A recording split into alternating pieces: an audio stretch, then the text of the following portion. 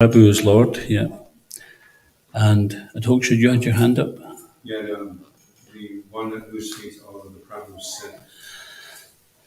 Yeah, it's another one. One. Yeah.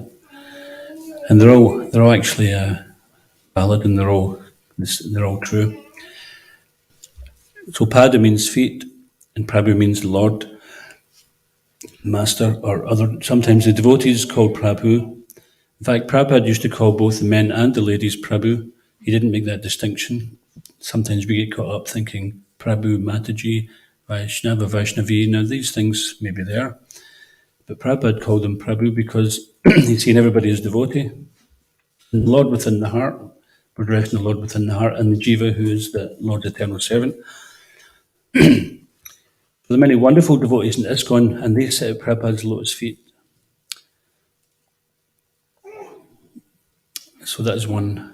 And another one is Prabhupada. Pada means one who takes the position of the Lord, as in Shikshad Daritvenasamas, the Shastriya. The spiritual master is directly the representative of the Lord.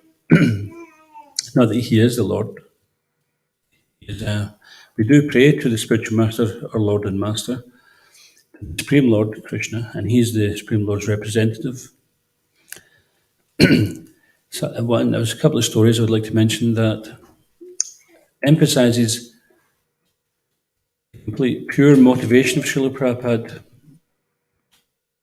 There was one time where the devotees were so taken by Srila Prabhupada, they hadn't been to visit for a while. One of the devotees spread the rumour that Prabhupada's not coming back because we have failed to recognise that he's actually Krishna. And when Prabhupada heard that, he says, send them out, they can't stay in the temple. He said, I never said that.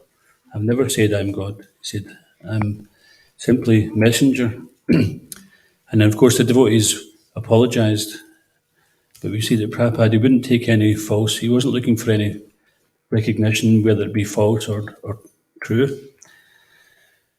From his point of view, he was simply representing his spiritual master.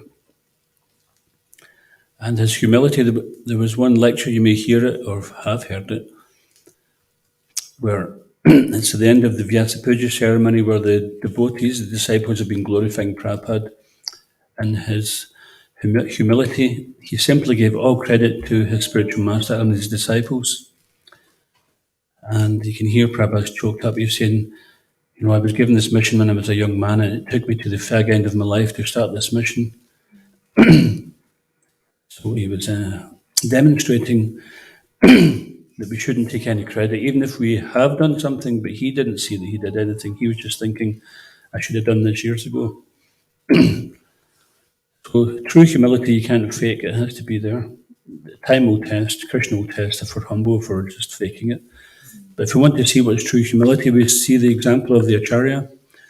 And everything Prabhupada did is an example. Sometimes we may not understand. That doesn't mean to say that isn't true or isn't correct. It's just that we have a very limited way of understanding things. And Prabhupada, the spiritual master, and Prabhupada in particular, is known as Patita Bhavan. Like we sing this at the end of Guru Vandana, and we're singing Kirtan today. Anybody know what it means? Atokshja? Savior of the fallen, Patita Bhavana. And it's interesting that Lord Chaitanya came to save the most fallen first.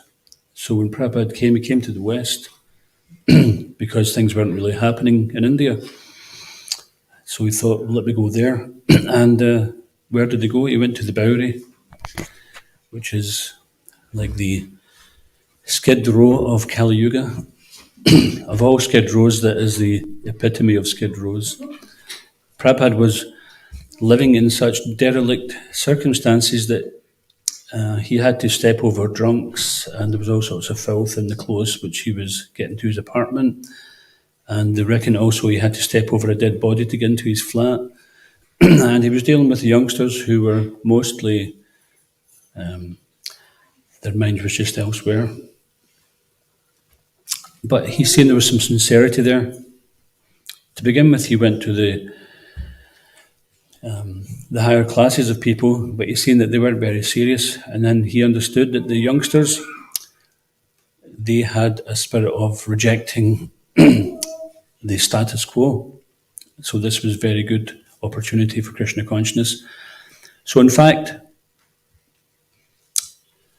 Prabhupada, when he first got that instruction from his spiritual master, "You're very good," he said this. He commented that this boy listens. He hears very nicely.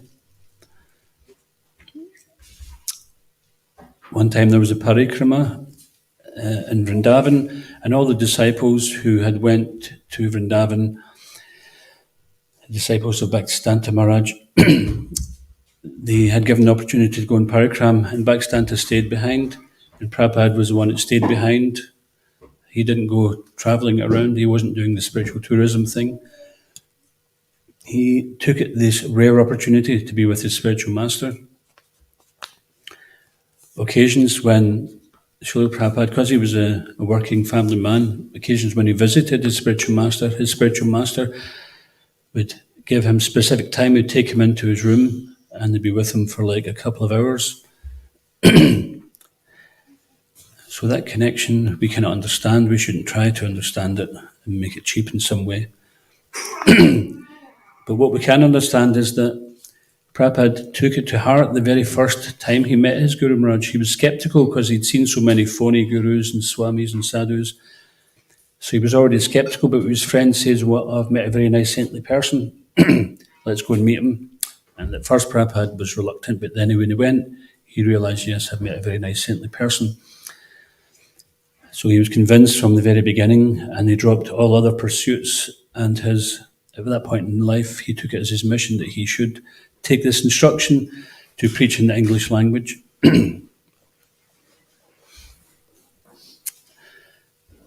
So time passed, and Srila Prabhupada eventually retired from household life, took sannyasa, and was living in Vrindavan, first in the Radha Gokulananda temple, just off Loy Bazaar, and then at Radha Damodar temple.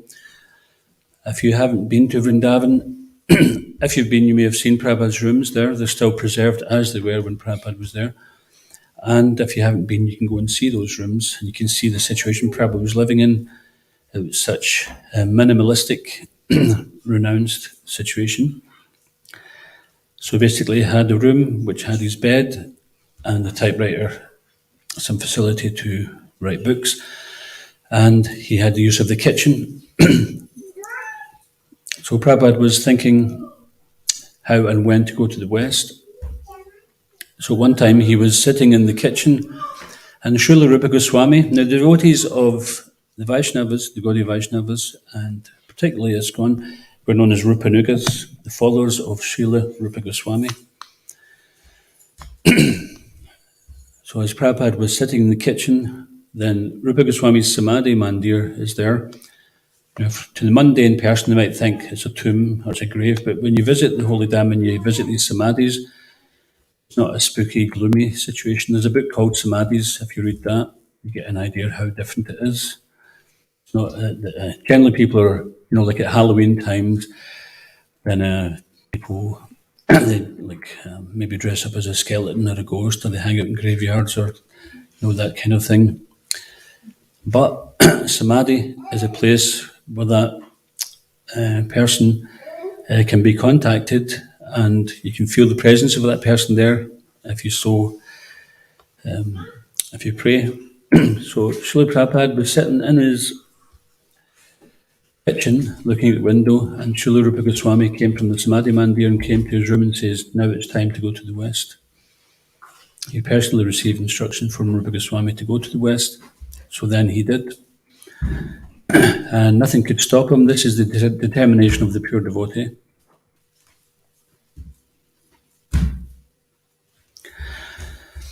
And his motivation was to please the spiritual master.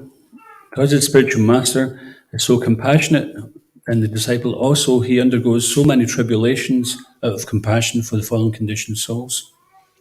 So there's a series of books called the Prabhupada Nectar book. Mao Zedong used to have his little red book.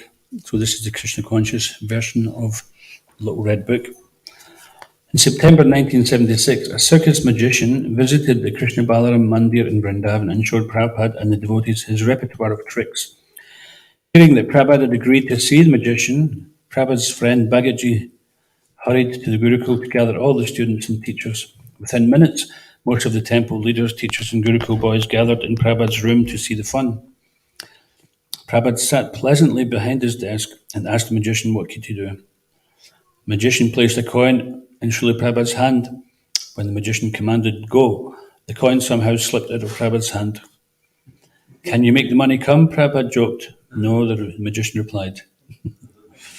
"You can only make money go," said Prabhupada. Then the magician produced boxes in which different colours suddenly appeared in different slots. He also had games with feathers. He would take a white feather, rub it, pull it with his fingers, it would turn it in many different colours. Several times he asked Prabhupada to help him with the tricks. Coins appeared from Prabhupada's ears, and Prabhupada laughed at the illusion.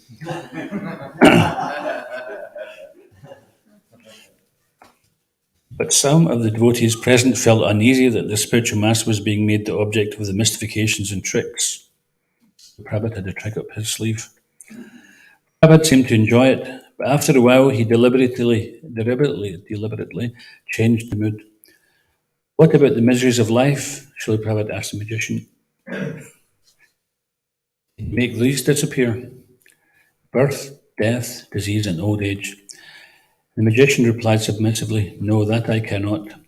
At these words, the magician sat down and Srila Prabhupada took a spear position. "But I can make these things disappear," said Srila Prabhupada. "That is the real magic." The magic show ended and Srila Prabhupada spoke his realized transcendental wisdom to the magician and all the assembled devotees. Srila Prabhupada then gave the magician a garland and distributed sweets to everyone in the room. Srila Prabhupada ki. So this is the magic of the spiritual master. He can make the miseries of life disappear once and for all.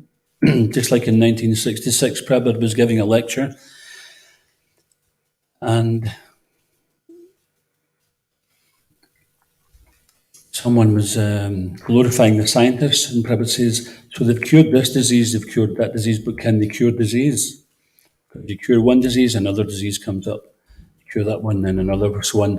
So it's just like if you ever get an itch and you scratch it, and then it comes up here, and you scratch it, and then it's here. You seem to be just chasing it all around. So this is what's happening in the material world. We have an itch, some kind of disturbance. We try to scratch it somehow by mitigating it with some superficial method. But because karma is there, it will come up in another way. We might not get this, but we'll get that. Hoksha does a nice skit called the karma displacement hammer. So you've got a sore foot. So just if you want to get rid of that sore foot, just hit yourself in the head with the karma displacement hammer. And then you're not worried about your sore foot any longer. So this is blowing on the boil. If you have a boil and you think, "Oh, let's just blow on that, and that feels better." As soon as you stop blowing, then it gives you a problem again. So material solutions are simply blowing on the boil. The real thing is to lancet, get the poison out, change your diet. So the change of diet, Prabhupada has given us that. So the question was asked, so Prabhupada says, "Can you cure disease?" He says, "No." He says, "That I can do." He says, "No more birth, death, old age, and disease. You take to Krishna consciousness and no more rebirth. Therefore, no more birth, death, age, and disease. As long as we have a material body, then we're suffering threefold miseries. And if we think we're not, then we're an illusion that we're not suffering." And Prabhupada also, that was one thing he said, is that it's good to have a little pessimism about this material world. Too much optimism about the material world, then it's a bit of an illusion. We can be optimistic about devotional service. Put faith in the material world when it's very fallible. Just like a drop, it's explaining that bhajan, bhaja huri mana Sri Nandanandana. The lotus flower, the petal of the lotus flower, there's a drop of water just tottering on the edge of it. And it's not a matter of, is it going to drop, is it not going to drop? We know it's going to drop, it's just a matter of when. Is it now? Is it in a couple of seconds' time? But it's going to drop. So that is our security in the material world. A drop of water just tottering on the edge of just dropping from the petal. So this kind of pessimism is good. It's just like, I think it was the Hoax was mentioning yesterday, this talk, that for, was it Janmashtami? He says that for those who are afraid to die, then you have to die before you die. What was it again, Hoax? If you don't want to die, you have to die before you die. That's it. If you don't want to die, you have to die before you die. So do your dying now. Let go of the material world now while we have the chance. Don't wait till the last minute and think, oh, I should have done this, I should have done that. Don't be on the shoulda, woulda, coulda platform. Be on the Harinam Eva Kevalam platform. And this is the unique thing that Prabhupada, this was foretold in a couple of different places. Lord Chaitanya foretold that Sena Morapati, isn't it? That my generals, my field general will take this Harinam Sankirtan all over the world. And this is, Prabhupada did that. And also in the Bhagavatam it's mentioned that even though irregularly composed, this Srimad Bhagavatam will be heard, sung and accepted by purified devotees who are thoroughly honest. So if you look at Prabhupada's early translation of the Bhagavatam, you might think, okay, it's English isn't perfect, but because the devotees were sincerely seeking, then Krishna within their heart would see this is the real thing.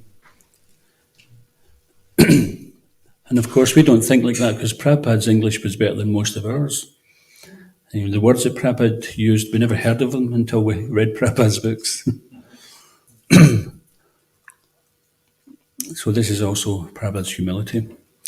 Even sometimes Prabhupada would make up words because he's not confined by the material energy.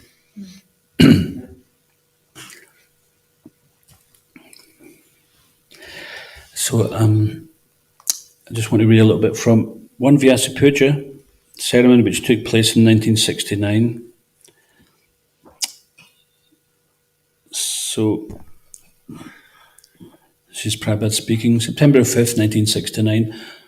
All this eulogization about me, people, outsiders may think, this man is being flattered and he is hearing his own eulogization.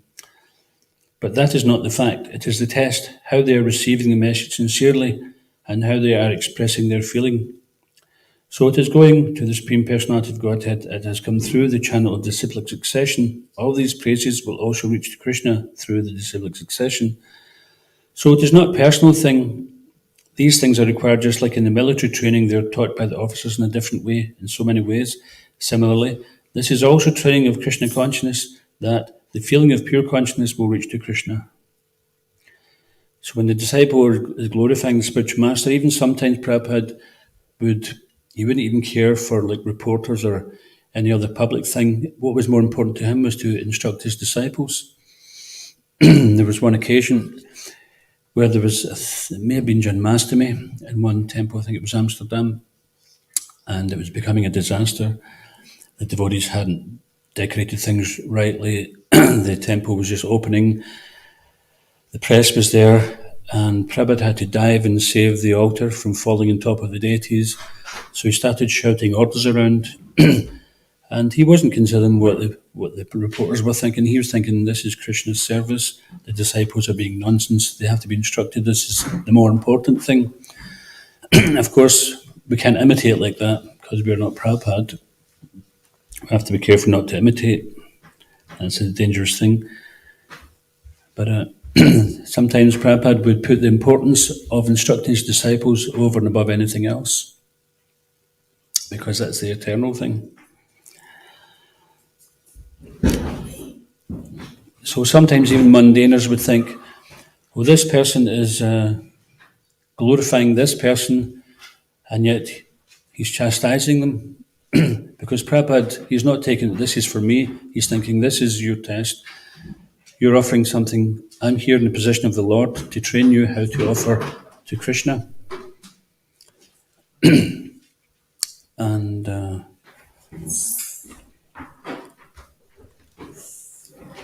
therefore, if you're not doing it correctly, then I have to show you how to do it correctly.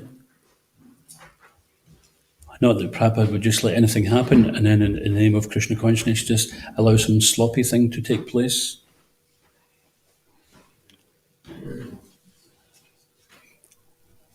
What's happening? Is there more problem with chairs? Yeah, now they broke down. Wow. Okay. Okay, if you don't mean that. Okay, so if anyone falls asleep and leans back, they might get walking a bit easier. So here Prabhupada said, I thank you all very much for improving in Krishna consciousness. I'm a sannyasi, I came here empty-handed. You're all providing for me. What can I do for you? I shall simply pray to Krishna. Another thing, that don't be satisfied that you have understood, that's all. This should be distributed, just like in my old age. I have come to the country carrying the order of my spiritual master to distribute it. You're all young boys and girls. Take this message and distribute it. The whole suffering humanity will be happy. That is our mission. Thank you very much. So Prabhupada saying, don't be satisfied that you have understood. Give it to others. So this is the mission of Krishna consciousness. If Prabhupada was satisfied, he could have remained in Vrindavan, could have stayed satisfied there, and he didn't have to come here. He would have been with Krishna, went back to Krishna, and who knows where we'd have been. But Prabhupada, setting the example, feeling grateful to his spiritual master, brought this mission to us, and now he's asking us to do the same. Don't be satisfied simply with your own safe situation or with your own advancement. Think of others, because when you take it to others, that requires a bit of austerity that we might not want to go out and face our own mind or the elements of other people approaching strangers or whatever. Or we might just think, oh, well, this is a comfortable situation, I'll just chant all day and read all day. And we can do that and we'll get benefit from that. But the better benefit is to please Krishna, Guru and Krishna, by giving it to others in that way. And we should do both. We should have our own sadhana and we should be involved in some way to further this mission for Srila Prabhupada. Prabhupada was very protective of his disciples. There was a couple of occasions where some people were criticizing his disciples, and Prabhupada just went on the attack like a lion. He says, what have they done for Lord Chaitanya's movement? They haven't advanced it 1 inch. It says, but these disciples, despite all their shortcomings, are doing much more than they've done in their whole life. And there was another time when one disciple, a group of disciples went to Japan, and for some reason or other, the authorities weren't happy to receive them, and they got kicked out of Japan. And one man was relishing telling Prabhupada how his disciples get kicked out of Japan, and he says, what have you done? He says, at least they got kicked out. So it's not that Prabhupada was thinking, you get kicked out, that's such a terrible thing. They went and tried. And this is what Krishna says, in this endeavour there's no loss or diminution. If we endeavour to do something to please Guru and Krishna, Krishna's in the heart, he sees that.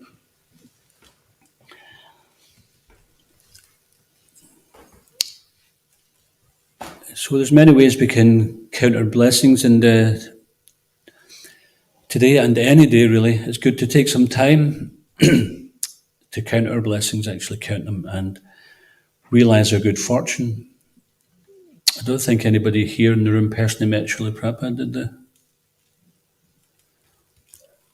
And at the same time, we often say this, we don't feel that we don't know Prabhupada, we feel we have a connection. So he said, if you want to find me, you'll find me where? In my books. There's another place he also said, Radha Damodar Temple. We were talking about that earlier on, where Prabhupada stayed just before he came here.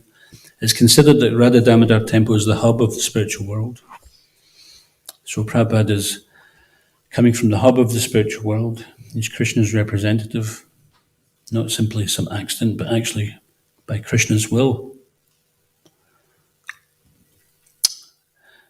The story was also given that Krishna asked Prabhupada to come to the spiritual world, and he says, I don't want to go, it's too austere. And Krishna says, don't worry, I'll make everything all right for you. So someone has compassionately left the spiritual world and came here for our benefit, and we are all benefited. This is Prabhupada is our good fortune. So count our blessings, that we may never have met Prabhupada personally, but we don't feel disconnected. We feel very connected. and he lives on in the follower. And also we still have the Association of Prabhupada's Direct Disciples. That's very unique as well. Those who actually personally walked the earth with Srila Prabhupada, who shared many conversations with Srila Prabhupada. And fortunately, for our great fortune, they had the foresight to record practically everything. So many diaries and Leelamritas, etc., lectures, films, written word, those documents are there. So I'll finish in a second. There was, I think it was Dr. Stilson Judah, or was it Dr. Hopkins, one great scholar in one of the very prestigious universities in America. He was a scholar of Sanskrit, and particularly he studied Chaitanya Charitamrita, Srimad Bhagavatam, and he highly praised Srila Prabhupada's works. Now this man was a mundane scholar, not a mundane scholar, but he understood through his study and through his association with Srila Prabhupada, he understood that Srila Prabhupada, according to the descriptions of the Vedic literature, this is no ordinary spiritual master. This person is on par with great representatives of the direct representatives of the Lord, such as Jesus, Muhammad, etc. You see, this is none other than a Shaktivesh avatar, empowered incarnation of the Lord. So not avatar as in like Krishna expands into Lord Ram, like that. But there's different types of Shaktivesh avatars. One is that the Jiva is specifically given a mission and empowered to do something directly by the Lord's will and protected by the Lord. So all the symptoms which are there, even the scholar could recognize, and he said that he won't be recognized by the general masses by just now, but this is a spiritual revolution which is in history in the making.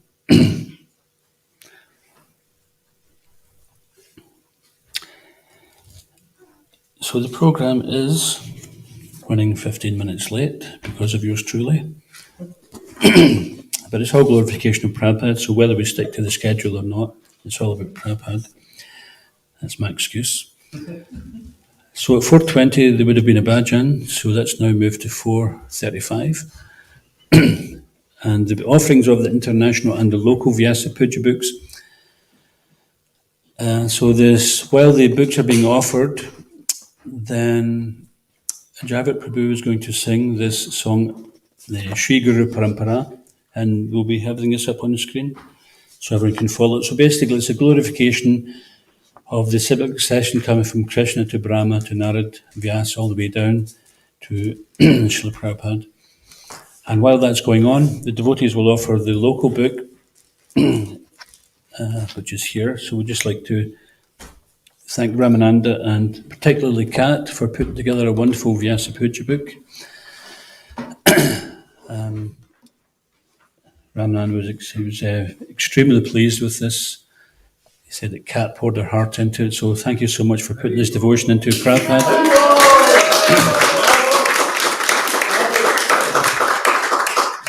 So we've had many, and Ramananda said this is the best one ever. And he wasn't just saying that. Sometimes you get these bands that play and they say, oh, Glasgow's the best place. And then they go to Manchester and oh, Manchester's the best. So Ramananda doesn't say this every year. So he was very pleased. Thanks, Kat. And the PDF version is available for everyone. There's only one hard copy here, which will stay in the ashram. So don't get your transcendentally greedy eyes on it. You can get your own one in the PDF version. So anybody wants that, then we can send that to them. Just see Ramananda. So as this bhajan's going on, I would like to ask Kat to offer this book. So the way you offer it is basically you just stand in front of Prabhupada. I hope she's going to offer the international one. And you just go through it page by page and showing it to Prabhupada for his pleasure. And then once you've finished doing that, you just put it at the side of his asana. So we also have an international book. Every year is an international book which has got the offerings from GBCs and many other leading devotees, spiritual masters, temples, do their own offerings, etc. But last year and this year, there was no hard copy made, so it's going to be an electronic version, and Atoksha Prabhu is going to show that to Prabhupada through his tablet there. And then after that, we will read Srila Prabhupada's offering. Javit will read that. Prabhupada wrote a very nice poem, one of his Vyasa Puja offerings. The significance of hearing the spiritual master reading his Vyasa Puja offering it sets the mood for us to understand how to glorify the spiritual master, how to see the spiritual master, the importance of that personality and that relationship. And Javit's also written something on the meaning of Vyasa Puja. Then we'll have a bhajan, Ohe Vaishnava Thakur. We'll read the translation. And then there'll be readings of the Vyasa Puja offerings. And then another bhajan, Gurudev Kripa Bindu Diya, glorification of the spiritual master. Both of these were written by Bhaktivedanta Thakur. And then more readings of the offerings. There'll be opportunities also for the devotees to, if their offering's not in the book, they can read from what they've written or speak freely as well. And then at 6 o'clock, there'll be a feast off to Srila Prabhupada, and we'll sing Gurvastak in the evening melody, which if you're familiar with the Radha Krishna Temple album, God is the Fortune, that's the melody there. Then Guru Puja and Guru Arti, and then feast, which was off to Prabhupada. Okay. Srila Prabhupada ki, Srila Prabhupada's 125th appearance day ki, Srila Prabhupada's Vyasa Puja Mahamahotsava ki.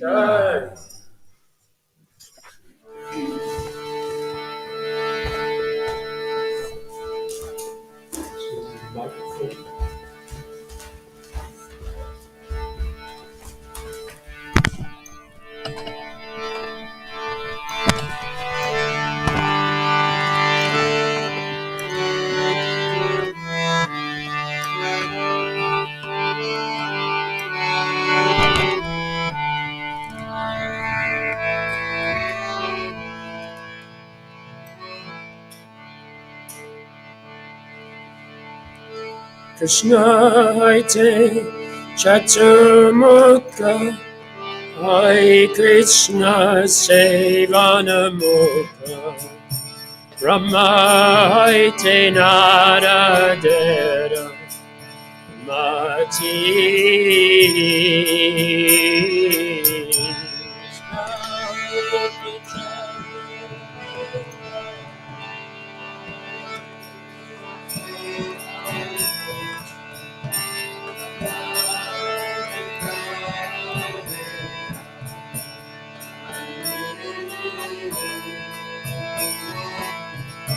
Narada Haite Vyasa Rasa Kohi Rasa Dasa Puna Pragya Padmanava Gati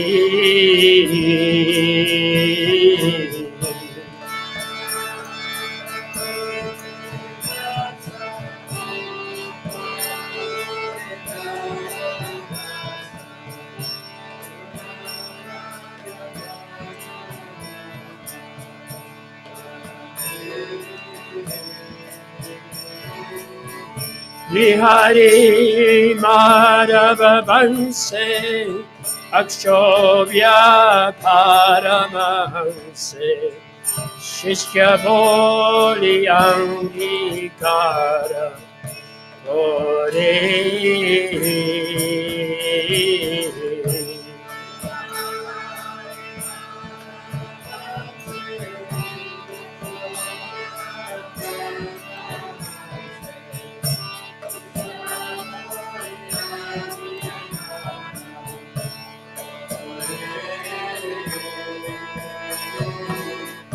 Akshobhya Shishya Jaya Chetanami Parijaya Taradasya Jnana Sindhu Tore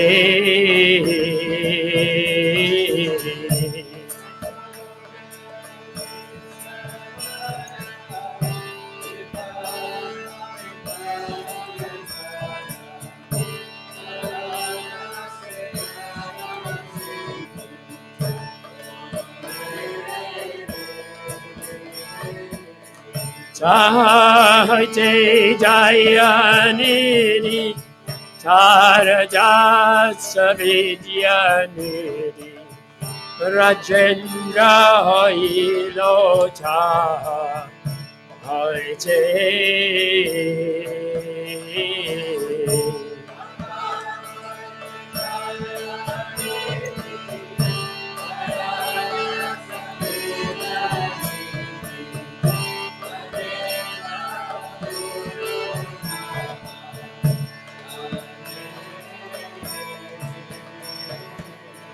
Sahara Kinkora Jaya Damanami Parichaya Arampara Jano Bado Bhaje.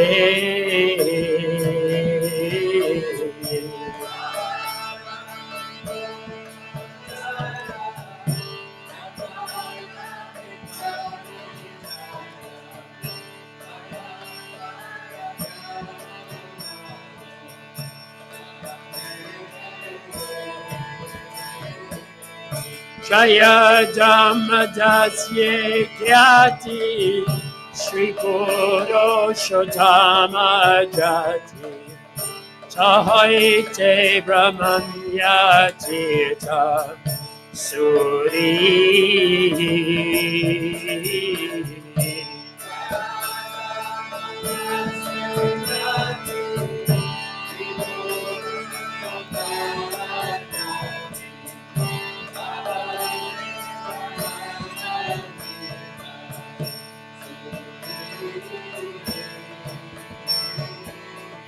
Yasya Tita Tara Dasa Lakshmi Pati Vyasa Dasa Sahaite Madhavendra Puri.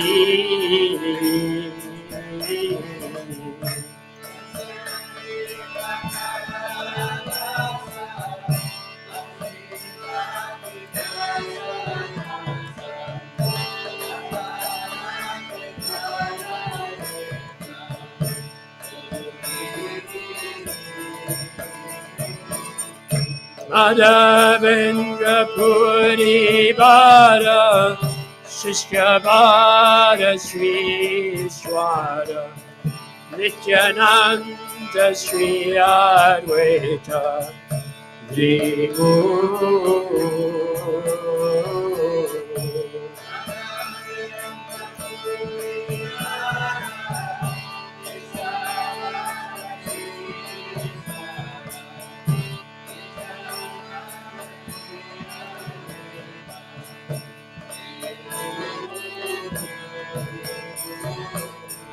Ishwara Puri ke Danya Korile in Shri Chaitanya Jagadguru Gora Maha Prabhu.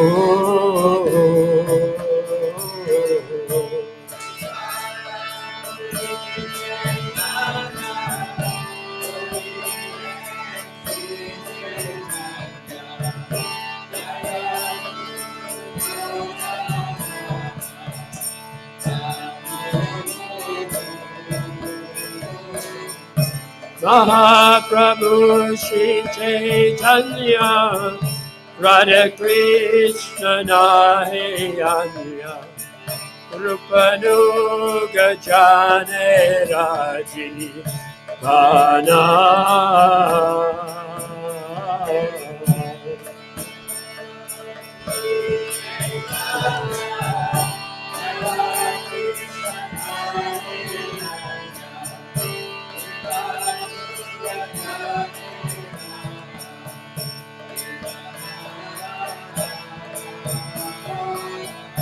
Vishwambara Priyankara Shri Swarupa Damodara Shri Goswami Rupa Sana Tana.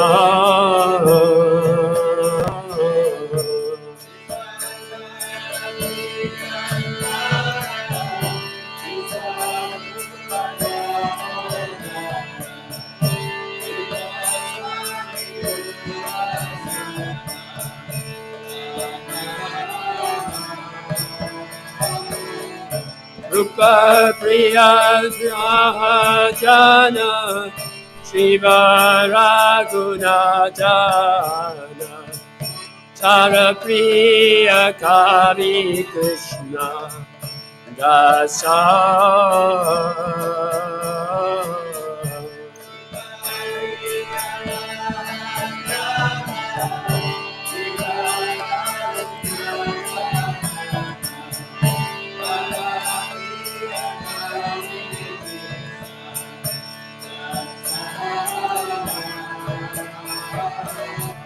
Krishna Dasa Priya Vara Narottama Seva Para Charapada Vishwanatha Asha.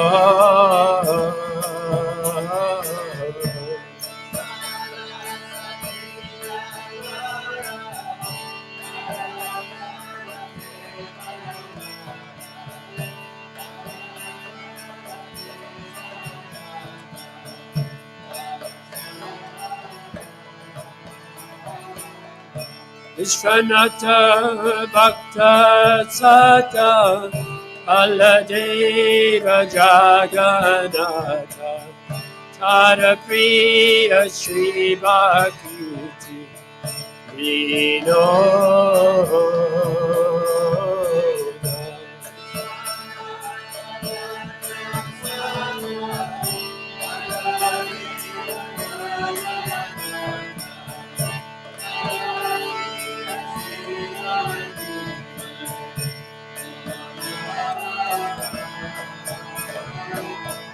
Mahabhagavata Vara Shri Gora Kishora Vara Hari Bhajane Jara Moda.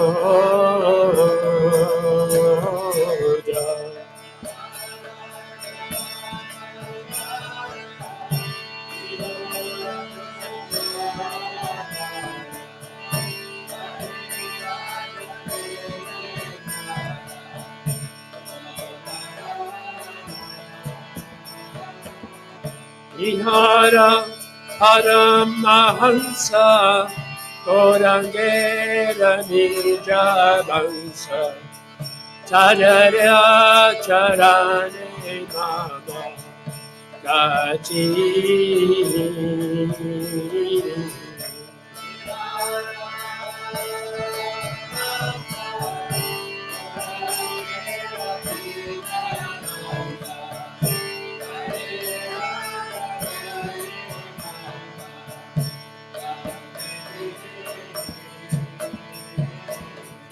Amiseva Udasina Namete Tridandidina Sri Bhakti Siddhanta Saraswati.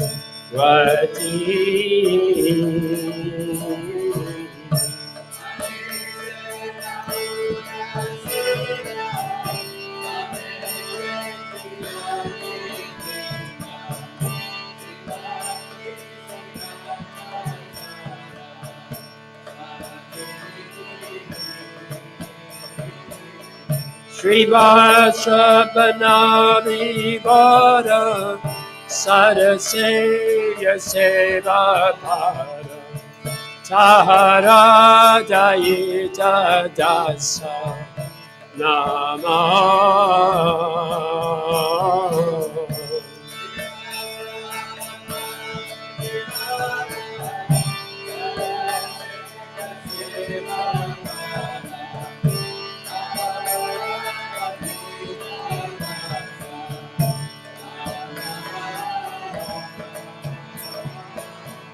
Tara Prajan Pracharako Shri Bhaktivedanta Namo Atita Janete Joya Dhamma.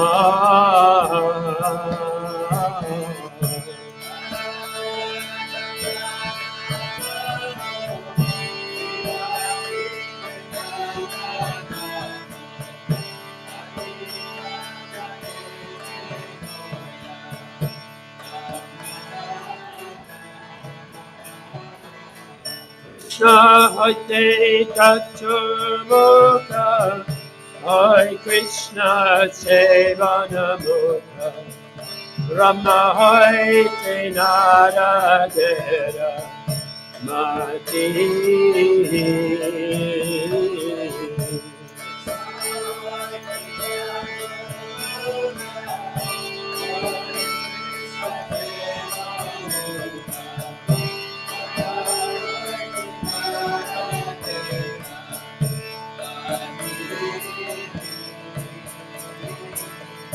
Narada hoite Vyasa Madako Vyasa Dasa Puna Pragya Padmanabha Gati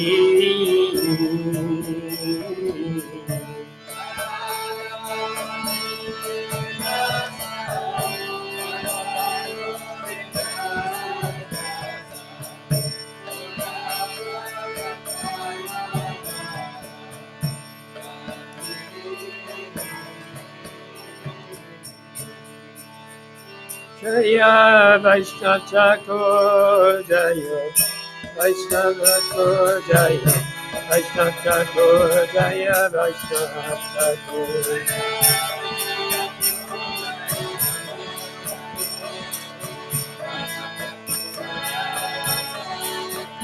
Jaya Vaishnava Thakur Jaya Vaishnava Thakur Jaya Vaishnava Thakur Jaya Vaishnava Thakur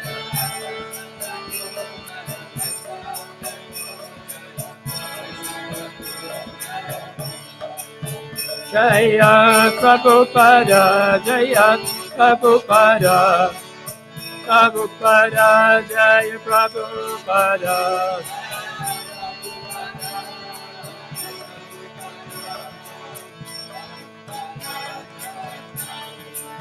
Prabhupada Prabhupada Prabhupada Jaya Jaya Prabhupada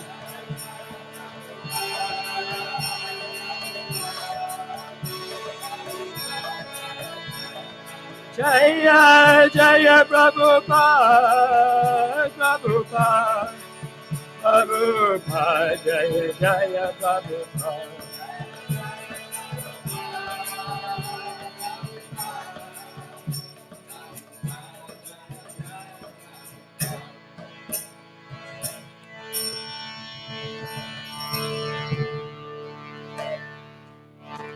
Shri Guru Parampara ki, Srila Prabhupada ki, Jai Gaura Premanandi.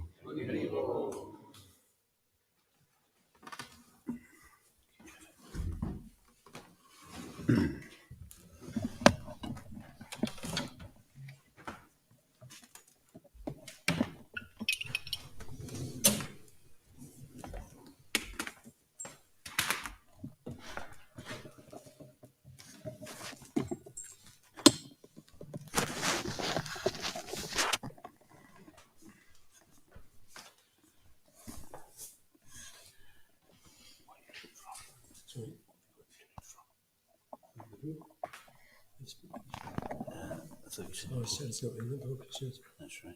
oh, did I say I was going to bring something? Yeah, the poem. Yeah. Did you not want it? Where is it? Sorry, Where is it? the phone's charging in that.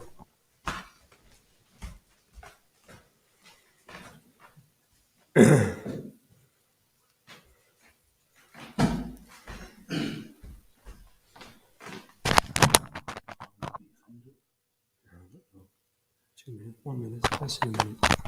Let me just. I'll just see What's some that? more. Is it okay? Sorry? I'll Yeah, just see sure, some yeah. more.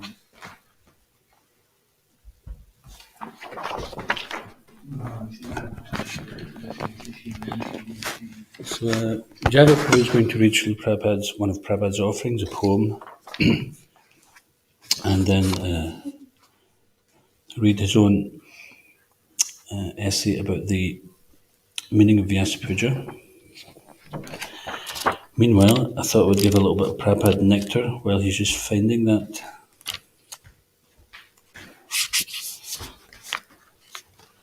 So this is another little nugget of wisdom from Srila Prabhupada.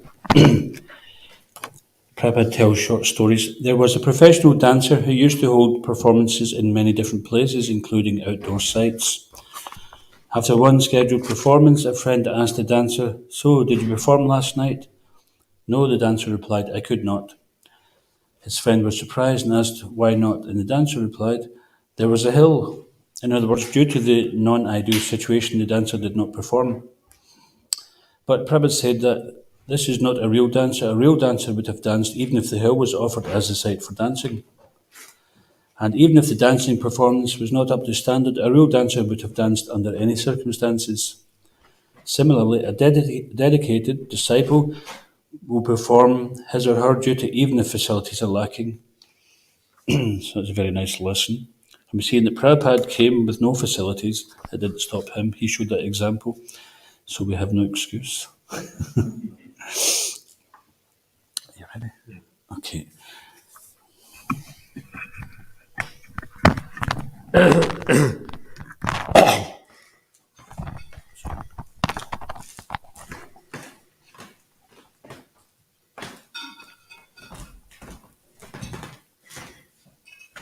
It was the 62nd birthday of Srila Bhaktivedanta Saraswati. At Jagannath Puri, where he was residing, the devotees observed the day with ceremony. At the small Bombay centre, the few disciples planned an evening observance and invited local people. For the occasion, Abai, Srila Prabhupada, wrote a poem. Adore, adore ye all, the happy day, blessed than heaven, sweeter than May, when he appeared at Puri, the holy place, my Lord and Master, His Divine Grace. O my Master, the evangelic angel, give us thy light up thy candle, struggle for existence, a human race. The only hope is divine grace. Misled we are, all going astray, save us, Lord, our fervent pray. Wonder thy ways to turn our face, adore thy feet, your divine grace. Forgotten Krishna, we fallen souls, pay most heavily the illusion's toll. Darkness around, all untraced. The only hope is divine grace. Message of service thou hast brought, a healthful life, as Chaitanya wrought. Unknown to all, it's full of grace. That's your gift, your divine grace. Absolute is sentient, thou hast proved. Impersonal calamity thou hast removed. This gives us a life anew and fresh. Worship thy feet, your divine grace. Had you not come, who had told the message of Krishna forceful and bold? That's your right, you have the mace. Save me, a fallen, your divine grace. The line of service as drawn by you is pleasing and healthy as morning dew. The oldest of all, but in new dress, miracle done, your divine grace. Srila Bhaktivedanta Saraswati Thakur ki, Srila A.C. Bhaktivedanta Swami Srila Prabhupada ki, Sri Guru Parampara ki, Sai Gaura Premanandi. So it's the book now.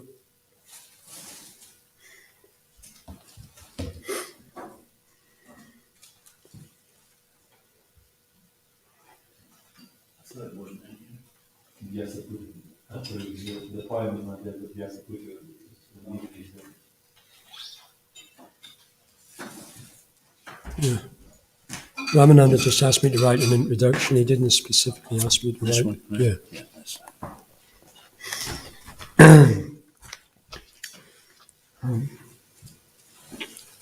So this is a short essay explaining the meaning of Vyasa Puja. Why is it that we call the appearance day of the spiritual master Vyasa Puja?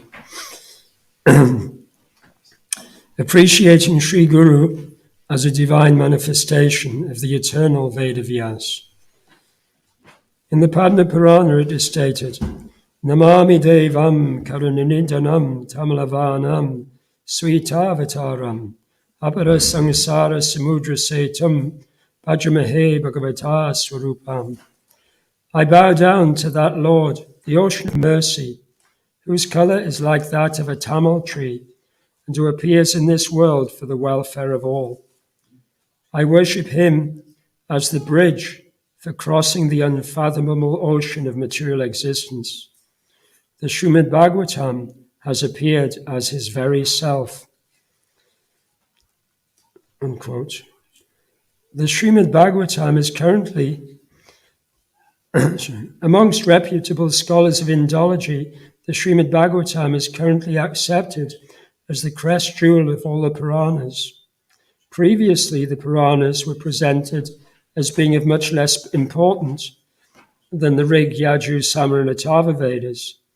But now, with so many of Srila Prabhupada's most erudite disciples and grand disciples counted amongst the ranks of global academia, this perspective of the lesser importance of the Puranas is now deemed anachronistic.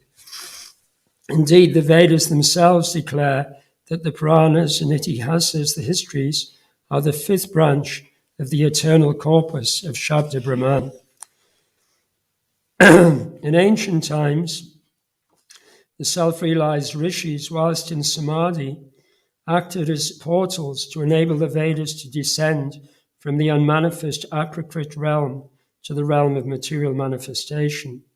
Similarly, Srila Vyasadeva, in his incarnation as the son of Parashara Muni, who we read about in the present Srimad Bhagavatam,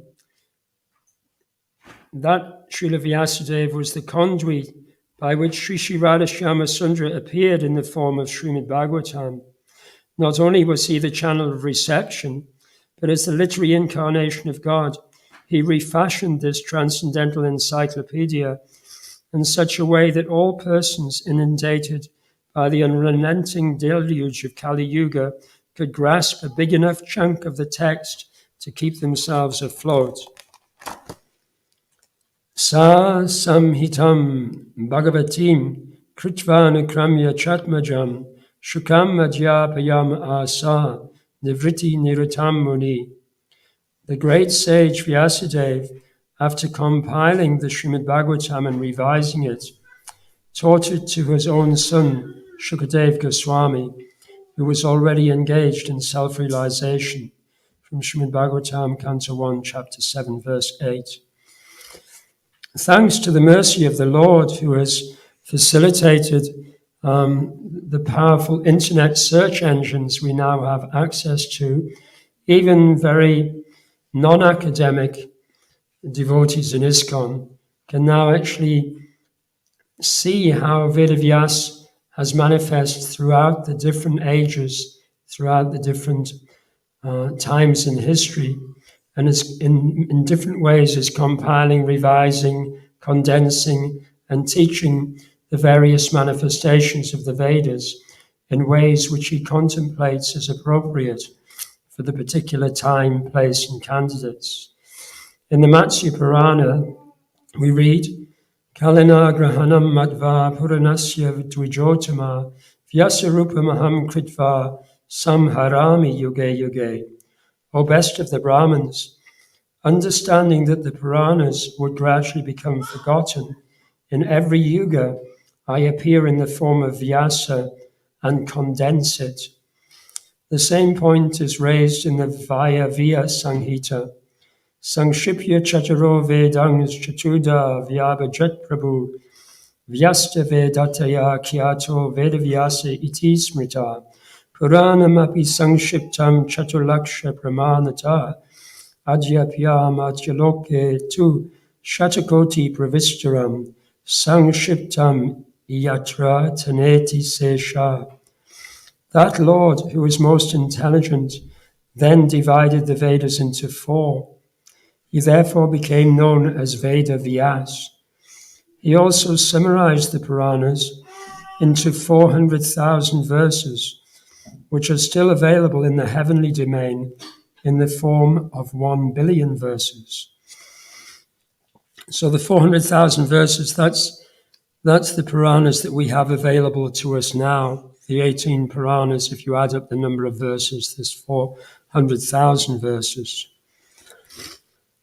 So in witnessing the life and legacy of Srila Prabhupada, we are privy to this supremely magnanimous aspect of Sri Krishna Bhagavan, who in Srimad Bhagavatam 8.3.17 is addressed as Bhuri Karanaya Namo Lalaya in the prayers of Gajendra. And this means that Gajendra is addressing Krishna and he's saying that you are unlimitedly merciful because you never abandon the attempt to reawaken knowledge in the hearts of the living entities. And Srila Prabhupada describes this unfathomable compassion in greater detail in the Purport. It is the causeless mercy of the Supreme Lord that he always tries to bring us back home, back to Godhead.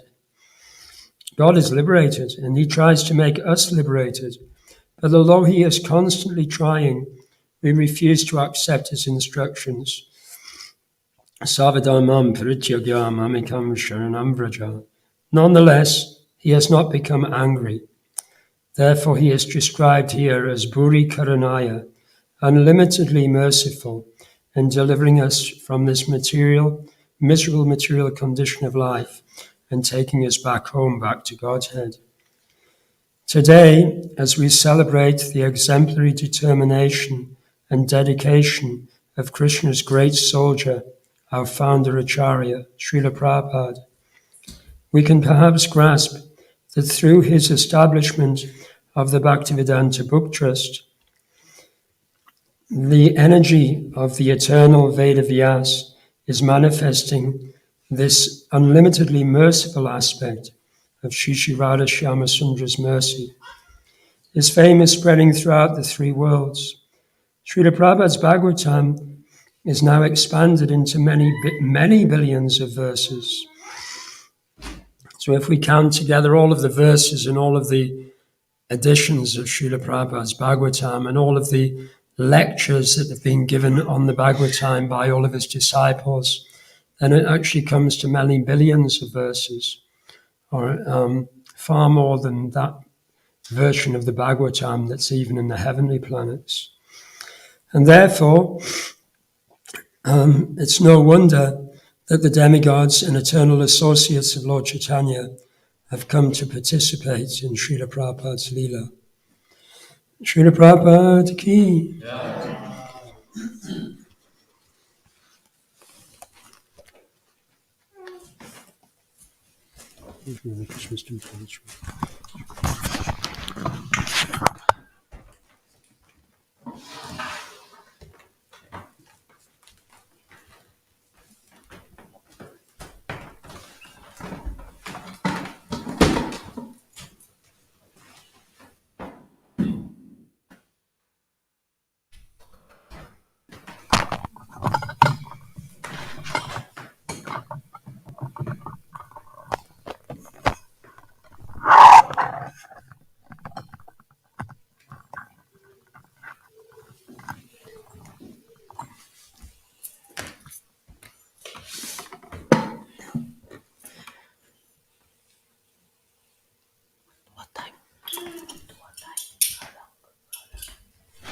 O Venerable Vaishnava, O Ocean of Mercy, be merciful unto your servant. Give me the shade of your lotus feet and purify me. I hold on to your lotus feet. Teach me to control my 6 passions, rectify my 6 faults. Bestow upon me the 6 qualities and offer unto me the 6 kinds of holy association. I do not find the strength to carry on alone the Sankirtana of the holy name of Hari. Please bless me by giving me just 1 drop of faith with which to obtain the great treasure of the holy name of Krishna. Krishna is yours. You have the power to give him to me. I am simply your servant running behind you shouting, Krishna, Krishna.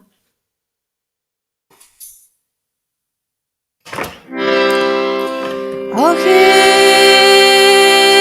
Vaishnava Thakur Doyara Sagara se karuna kori.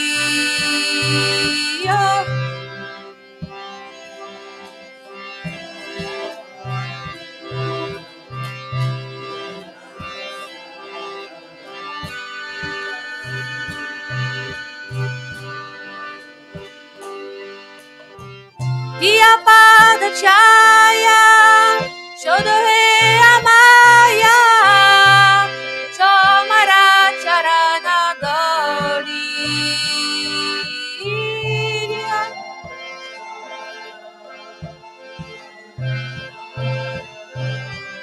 Chomara charana gori. Chaya bega domi, chaya dosha sodi, chaya guna dekho dase.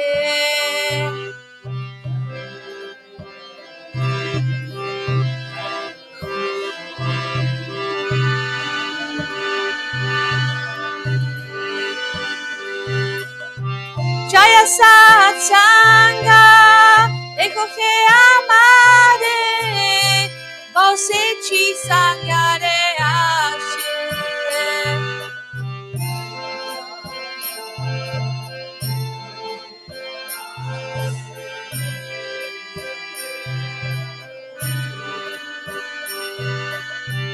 Ekyo ki amara, nahi paya bala, harinama sankirtane.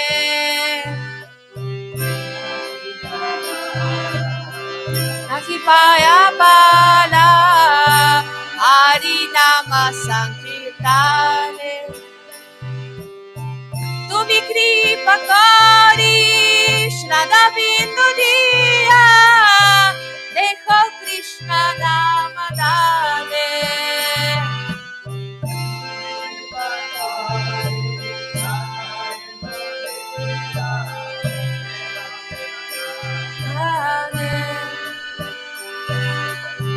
Krishna se tomara, Krishna dite paro, tomara sakati ache.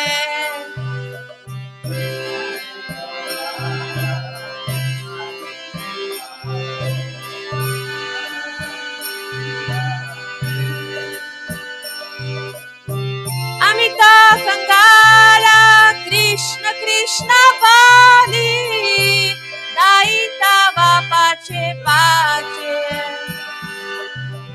Amita Kangala, Krishna Krishna Bali, Daitava pache pache. Oh hey, Vaishnava Thakura, Daya Sagara, Dase Corona Kori. Vaishnava Thakura, Daya Sagara, Dase. Hare Krishna, Krishna Krishna, Hare Hare, Hare Rama, Hare Rama, Rama Rama, Hare Hare, Hare.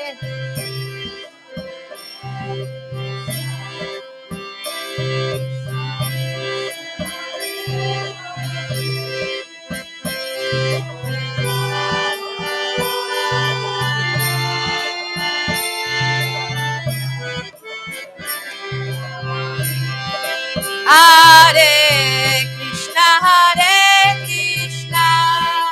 Krishna Krishna, Hare Hare, Hare Rama, Rama Rama, Hare Hare.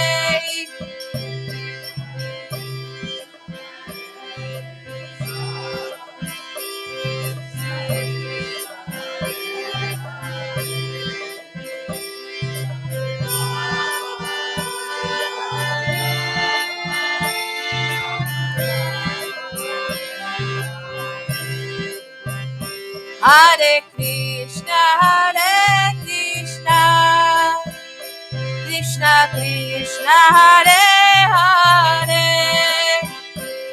Hare Rama, Rama Rama, Hare Hare.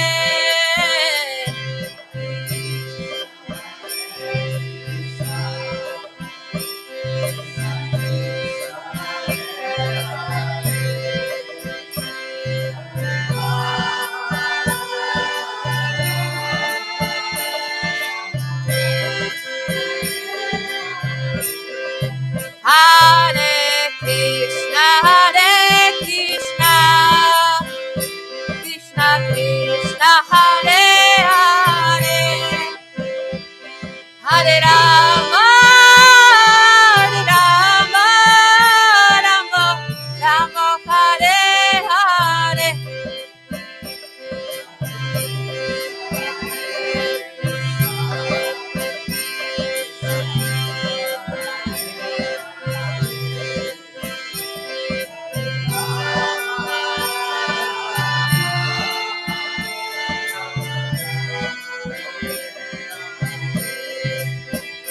Hare Krishna, Krishna Krishna, Hare Hare, Hare Rama, Rama Rama, Hare Hare.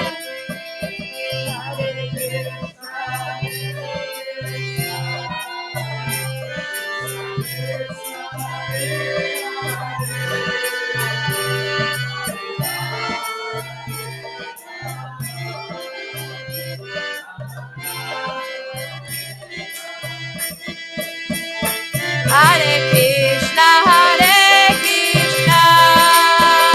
Krishna Krishna, Hare Hare, Hare Rama, Rama Rama, Hare Hare.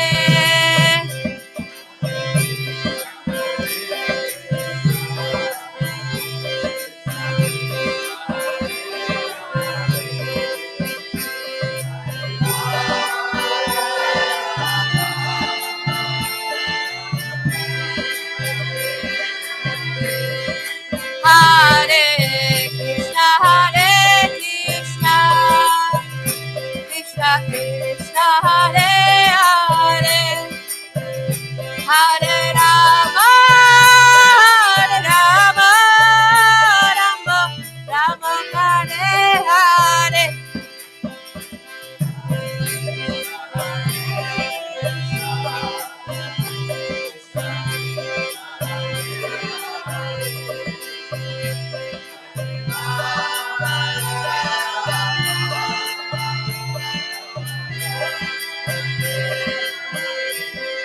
Hare Krishna, Krishna Krishna, Hare Hare, Hare Rama, Rama Rama, Hare Hare.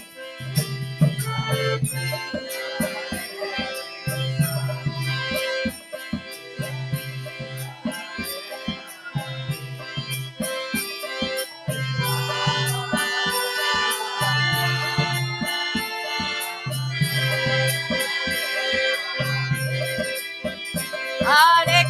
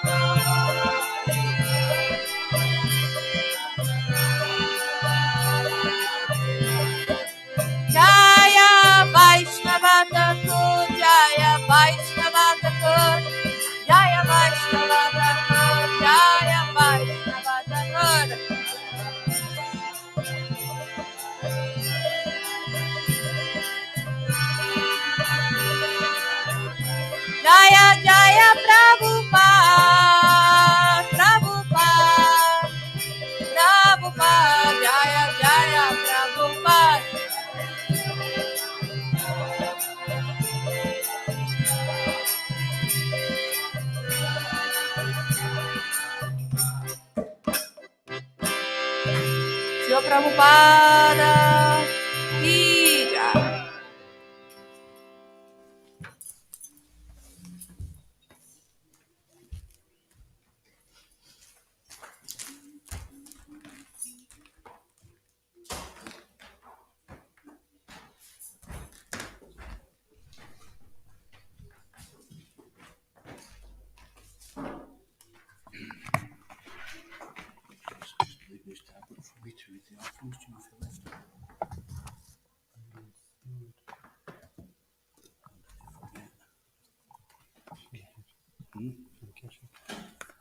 There's actually one there already.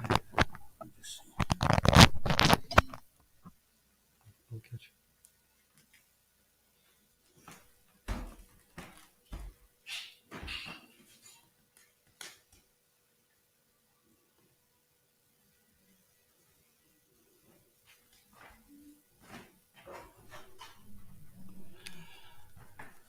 Raghunath? It's okay, I've just contacted him.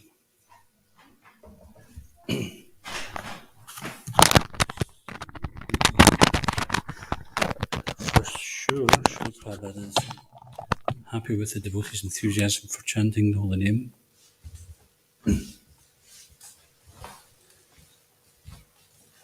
It's mentioned in the scriptures that the spiritual master becomes happy when he sees the disciples following the regulative principles. And regulative principles doesn't just mean meat, fish or eggs, no garlic, onions, intoxication, illicit sex, gambling, but actually begins with hearing and chanting. And the enthusiasm for the holy names is the main thing. Everything else there is there to support our main business, which is chanting Hare Krishna. That's why it's called the Hare Krishna movement. Everything else is simply a detail, not an insignificant detail, a very important detail, but there to support this Harinam Sankirtan. Eka ki amar nahi payabala Harinama Sankirtani, just like we're singing the bhajan there. That alone I cannot spread this chanting of the holy name. So, no matter how advanced a devotee becomes, he never thinks that he's doing it on his own. He's thinking it's only by the mercy of the spiritual master and by the other devotees that we're able to do anything. So I would like to invite the devotees to read their offering to Srila Prabhupada for the next few minutes. We can perhaps read some offerings, then we'll have another bhajan, and then we can read some more offerings, and then the feast will be offered to Srila Prabhupada at 6. So perhaps instead of having 2 sections of offerings, we'll just have one, and then we'll have the bhajan at 10 to 6. I think we can do it like that, Raghunath. Okay, so normally we do it from the beginning of the book. So if your name begins with A, that means you're probably going to get up first.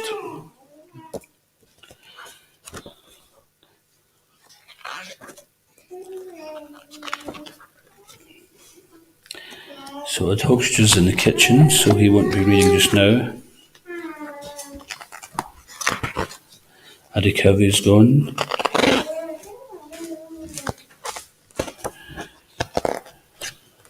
Next is Ashish. Okay, so Ashish. most humble first. So I'd just like to ask Ashish to come up and first of all offer obeisances to Prabhupada and then read your offering to Srila Prabhupada. Maybe later. Later. Prabhupada would say, no time like the present. Everybody says later, then nobody will read.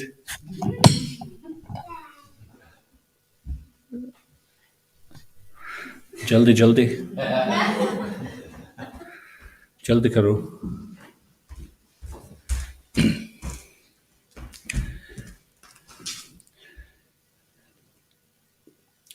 We don't force anybody to read in public or say their offering in public, but we just invite them with a little persuasion. So you can stand here and you can speak your offering in English.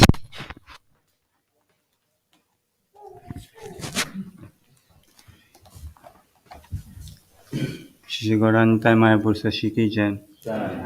Thank you, Prabhu. Thank you, assemble all the Vaishnavas. Please accept my humble obeisances. Dear Srila Prabhupada, please accept my humble obeisances. All glories to your divine grace. Thank you, Prabhupada, for taking the trouble, pain, and hardships of crossing over the ocean and sharing the message of Chaitanya Mahaprabhu. The innumerable transcendental qualities in you.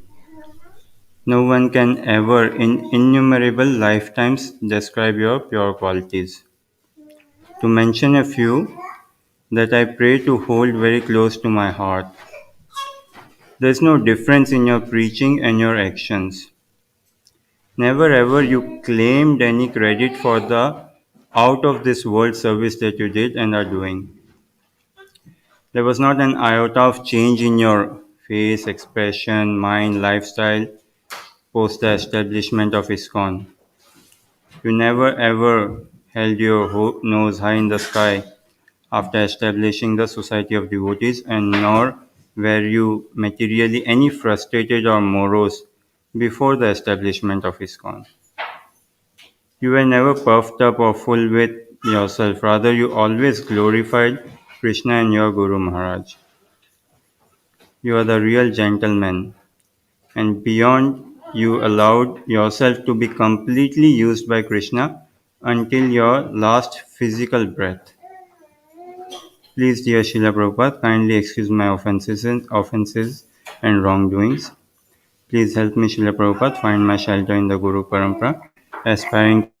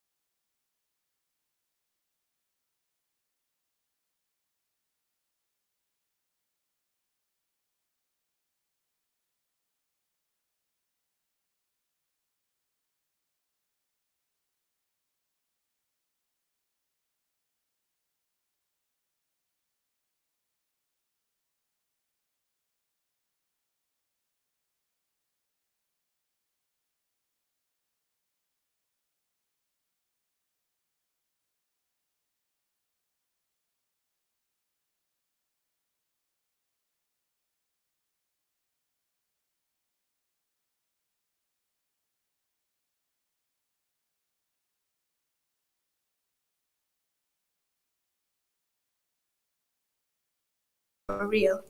Thank you for giving us the tools to protect ourselves against Maya. I remember your prayer to Krishna to not fall into Maya, and I have made this my regular prayer also. You are an example for me, and I hope to follow your footsteps to my best ability. Please grant me your blessings in my attempt to share Krishna consciousness with others, and please guide me on how to make my service pleasing to devotees and Krishna. There is just so much more that I could say, but I find no words to. Please accept my offering of gratitude on this auspicious occasion of your Vyasa Puja, trying to be a humble servant of your servant's cat. Srila Prabhupada ki Jai. kept mine up there going and thinking that there was nothing much worth reading before reading Prabhupada's books. It's interesting, many things we had no interest in before when we come to Krishna consciousness. Then we can become interested in those things. Kandaki.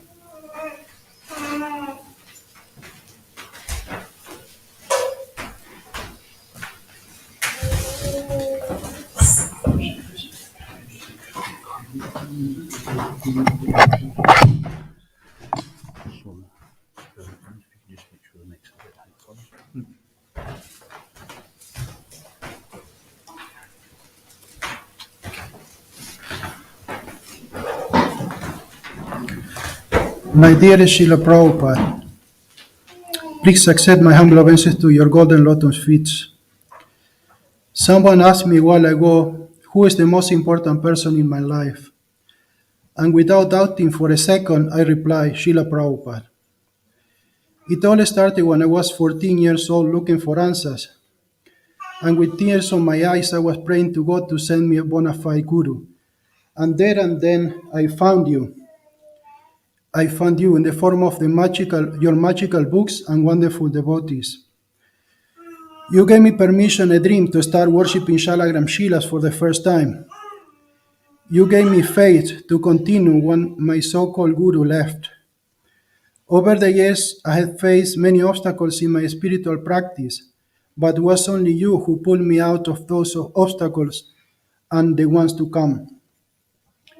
You gave me instructions a few times in a dream, some of which I'm still struggling to fulfill, but I know you are the means and you are the goal, and satisfying you is a perfection of life, so let me keep trying.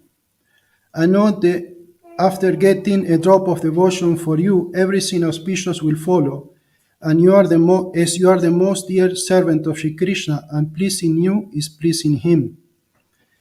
Please give me the strength to always cooperate with other devotees, so my words and love will have a practical meaning. Thank you, Srila Prabhupada, for what you are and for all that you gave us. Yours forever, your smallest servant, Gandaki Das.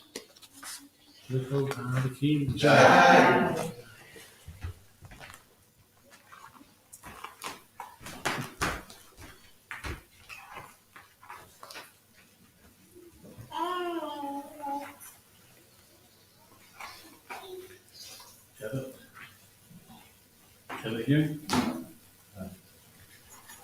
See your eyes coming back.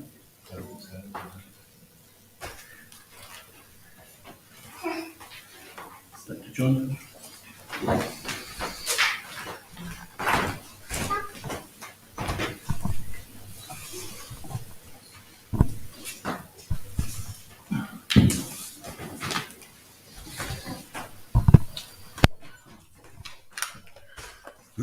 Namo Om Vishnu Padaya Krishna Prestaya Bhutali Shmati Bhaktivedanta Swami Namane Namaste Saraswati Devi Gauravani Pracharane Nirvishesha Sunyavadi Pashat Desitarane. Dear Srila Prabhupada, I thought that I could enliven the devotees by telling them about your 3-tier brass cooking pot.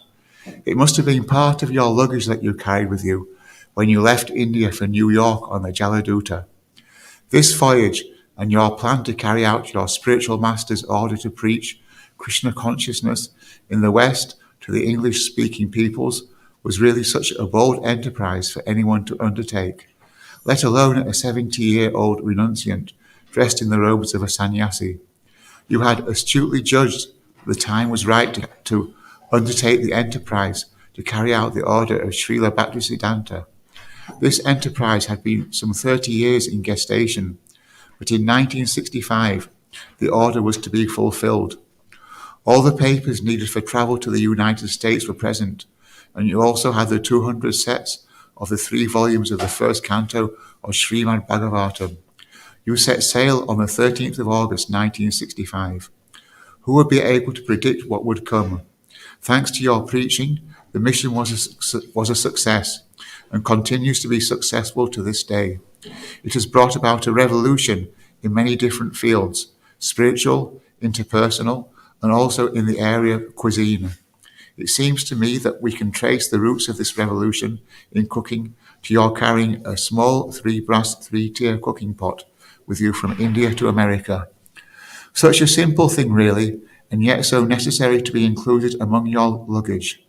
Without preserving the sanctity of your prasadam, you would not be able to present the essential teachings of Krishna, a way of having your rice, dal and sabji conveniently cooked with a minimum of unnecessary wastage. 1 pot for the rice, 1 for the dal, and 1 pot for the vegetables. In 15 minutes, the prasadam is ready. As George Harrison said, the proof of the pudding is in the eating. Thanks to your efforts and sacrifices, we continue to be able to honour prasadam. I should add here that a karma-free diet is most definitely revolutionary, and this is to use the word in its best way. Anything else would be an understatement. So let's not be guilty of minimizing the achievement. Thank you, Srila Prabhupada, for carrying out the order of your spiritual master. Srila Prabhupada ki.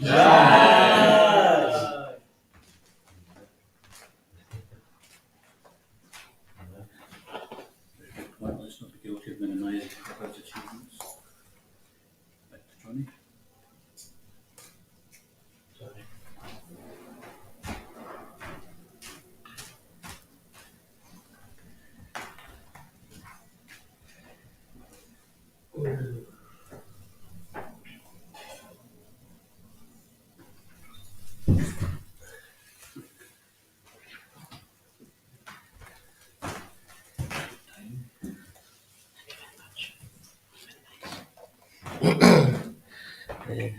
Namo Om Vishnu Padaya Krishna Pristaya Bhutale Srimati Bhaktivedanta Swami Namane Namaste Saraswati Devi Gauravani Pracharine Nirvishesha Shunyavadi Paskachi Deshatharine. Dear Srila Prabhupada, please accept my respectful obeisances. On this day, we gather together to try to express the feelings of gratitude we should have towards you. I say we should have, because I cannot truly understand the infinite blessings you have given us through your Herculean preaching efforts, your patience, your dedication, and most of all, your compassion. There is no one who can give to somebody something more valuable than what you have given to me. In the present degraded age, when we are threatened from every side, when even the concept of spirituality is most often corrupted, what would have been our fate without the blessings you gave us? Without being fully able to understand your significance, it is now becoming clearer to me that you are the very backbone and lifeline of this movement. Being no longer physically present, your example and teachings still inspire those souls who are searching for their real identity. Thank you for letting me wake you up in the morning. Thank you for letting me wash and dress you. And thank you for always being there. Please excuse my offences, always hoping to be engaged in your service. Srila Prabhupada ki jai.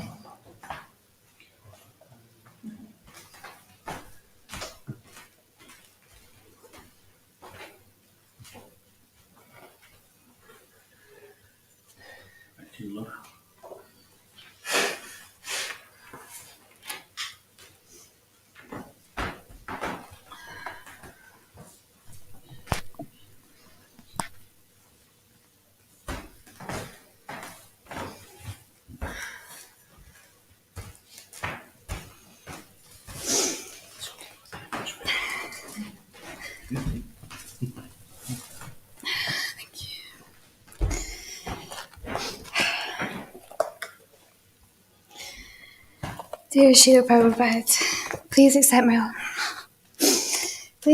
humble obeisances. All glories to your divine grace. A.C. Bhaktivedanta Swami Prabhupada. When I was a little girl,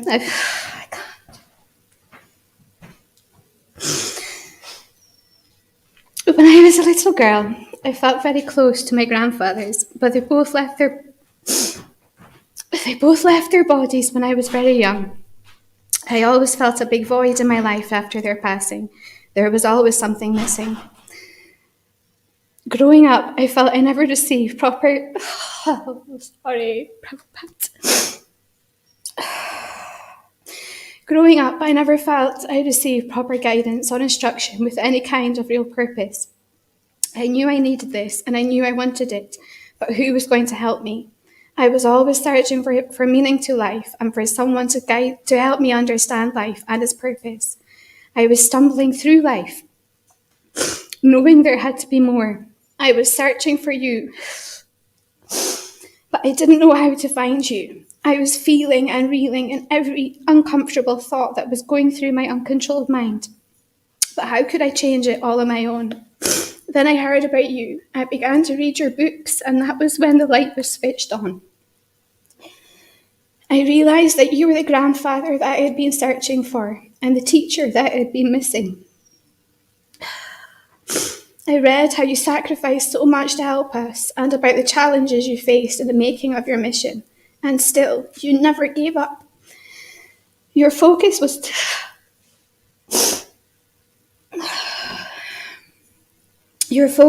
to wake up the sleeping souls like me, to help us to realise we are all Krishna's children. We have just forgotten who we are, and we have forgotten Krishna. Srila Prabhupada, you have taught me so many valuable life lessons. You have showed me my purpose, and you have helped me to see what I need to do to get out of here eventually. Prabhupada, I need you, I want you, and I love you. I try to never let go of your devotee as you show me the way back home to Krishna. I beg you to please let me hold on tightly and to never let me lose my grip. I beg you to show me how to serve the Vaishnavas the best I can, and I beg you to never let me forget my duties to you and your mission. Srila Prabhupada, you are everything that was always missing, everything that I'd been searching for, and everything that I have always needed. I am ever so grateful to have found you. Thank you, Prabhupada. Thank you, thank you, thank you. Your aspiring servant of the servants, Bhakti Laura. Prabhupada ki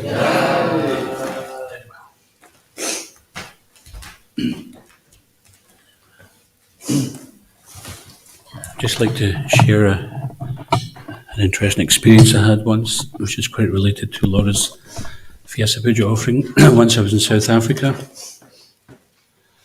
and I met this Bengali devotee who had emigrated to Durban Temple to do pujaari work. And I was asking about where he was from, Bengal. I said, is your family devotees? He says, my family are not devotees, but my grandfather's a pure devotee. It's the best devotee. I said, who's your grandfather? He says, Srila Prabhupada. So not materially, but spiritually, he felt connected and related to Srila Prabhupada as Parama Guru. We may have our Guru, and our Guru's Guru is the Parama Guru, the Guru of our spiritual master. Mary?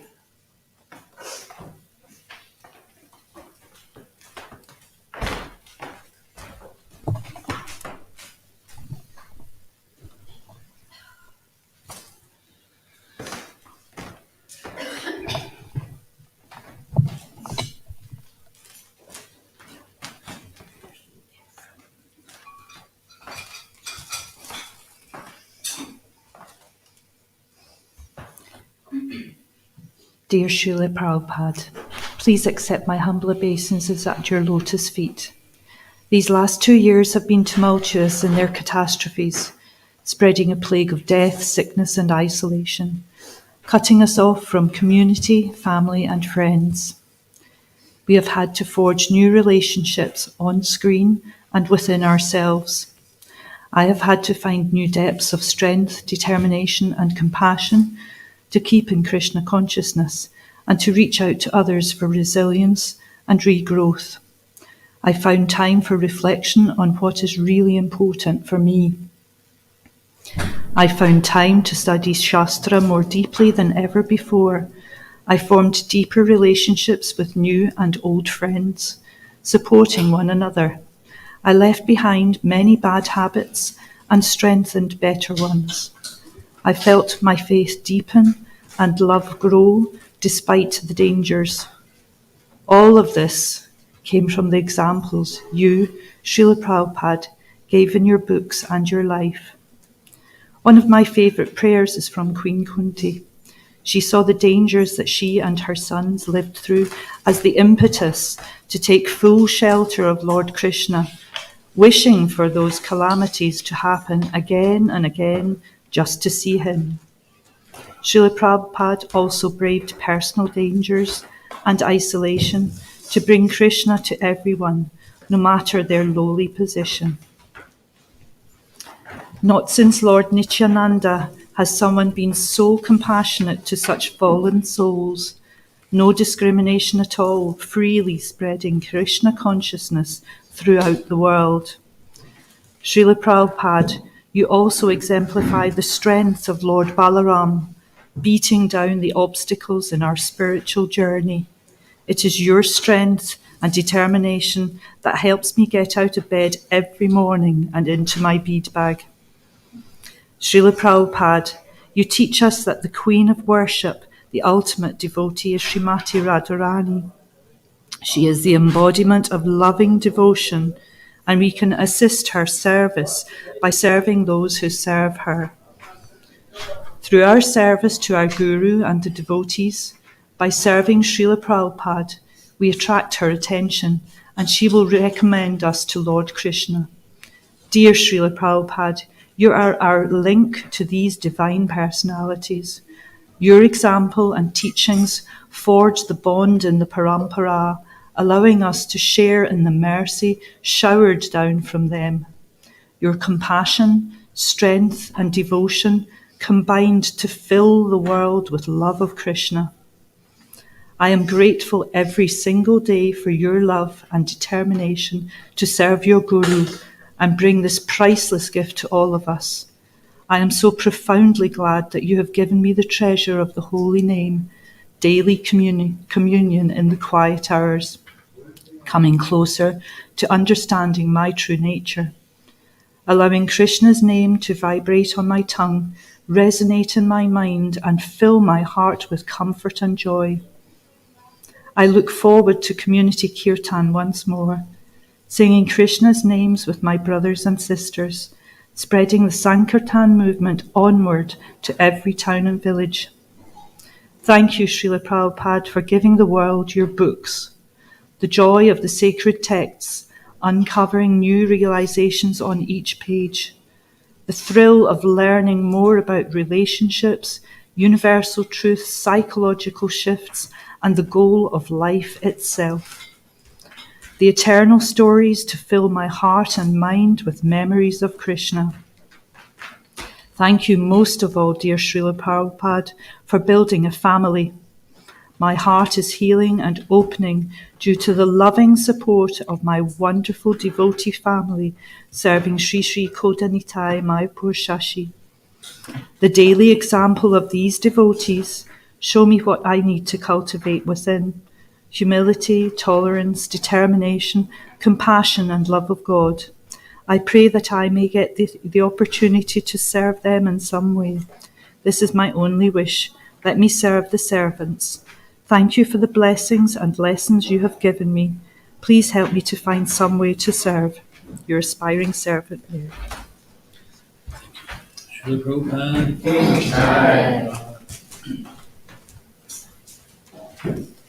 So we'll continue with readings either before Arti or after Arti, give them a chance. But now we're going to sing Gurudev song just in a few minutes. Remember to good players. Linda, yeah, can you play this? Maybe not put this one.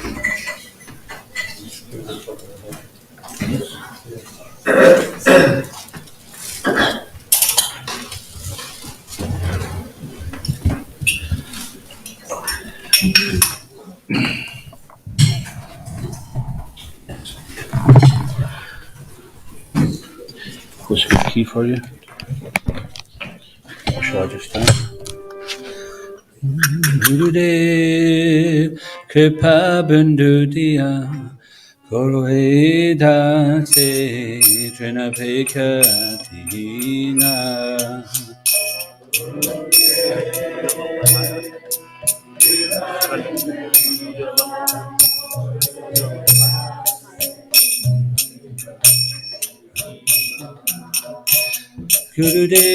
Gurudev Kripabindudiya Korvedase Trinapekatina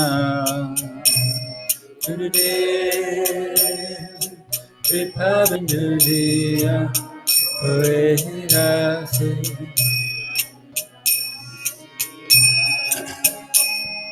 Sakala Sahane Baladiya Koro Nijamani Priyahina Sakala Sahane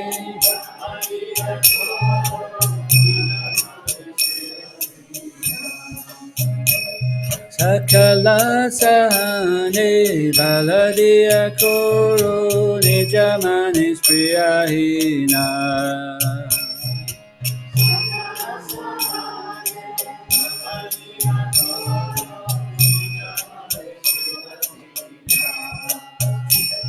Sakale saman kurite shakati deonata jata. Sakale saman kurite shakati deonata. Sakale saman kurite shakati deonata jata.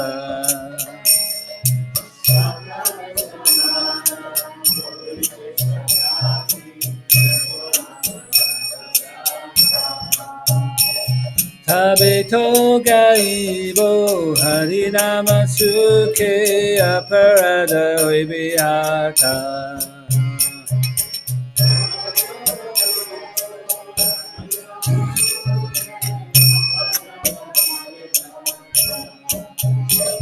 Tabeto gaibo harinama suke aparada oibihata.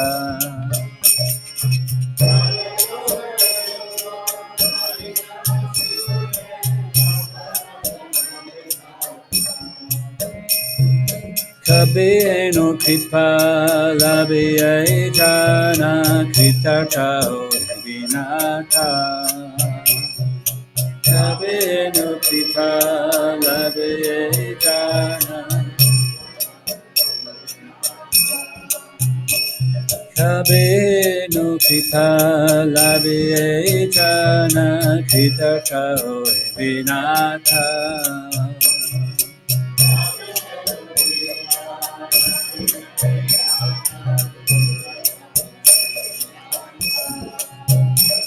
Shakti Buddhi Namayati Din Koro Mori Atmasata.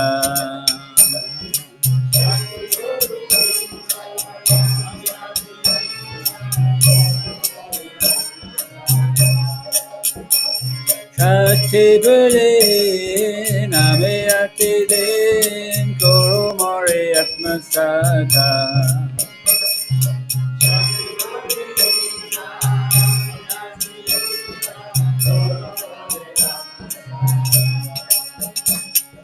Yogyata vichare kichunai pai tomara karuna sara.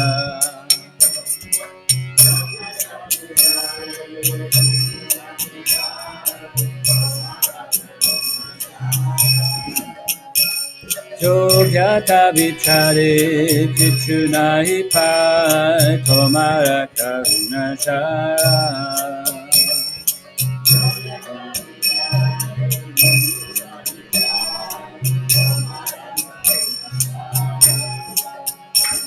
Karunana oile kandiya kandiya pranana rakiboara.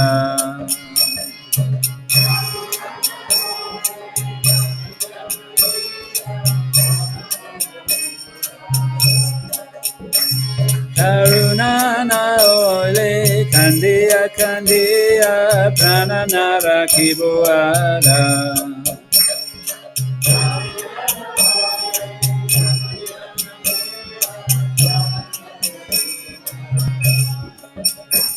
Gurudev Kripa Bindu Diya Purveda Se Prinapikatina.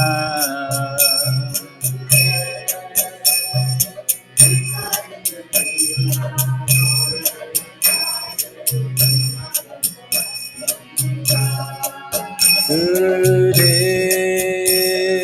Kripa Bindu Diya Purveda Se Prinapikatina.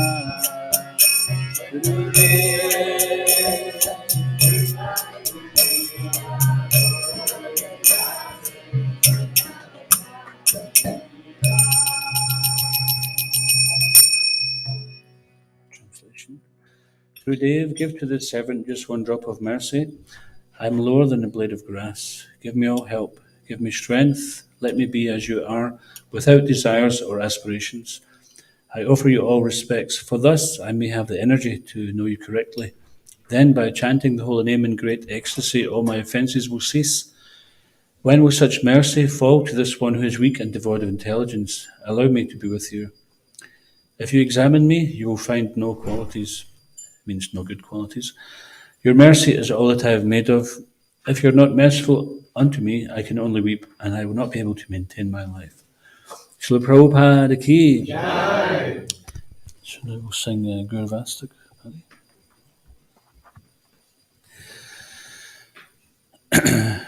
While Srila Prabhupada's feast is being offered, then Paddy will sing Guruvastak.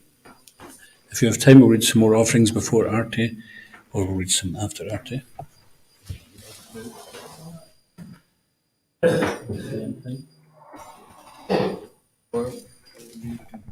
Brenda, could you play while Paddy sings?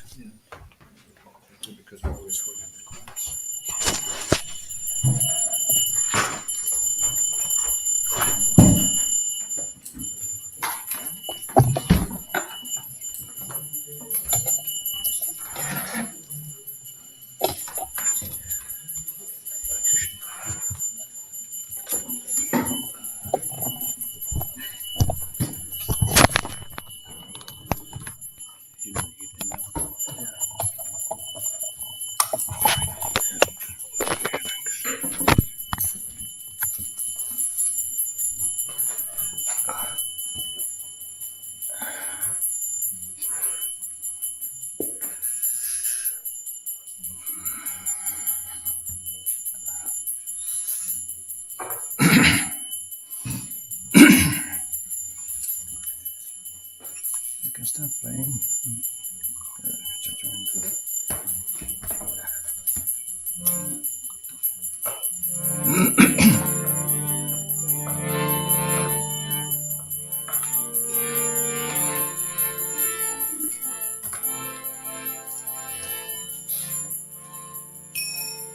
Samsaradava nalaleda loka Ranaya karunya gana gana tvam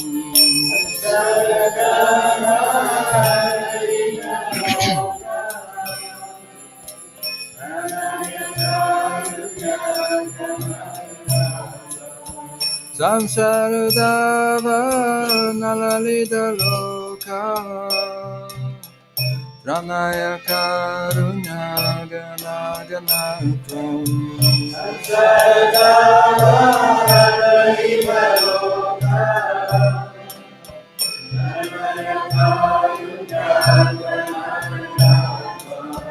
Ratasakayanam gunanvasya Ande Guru Shri Charanarvindam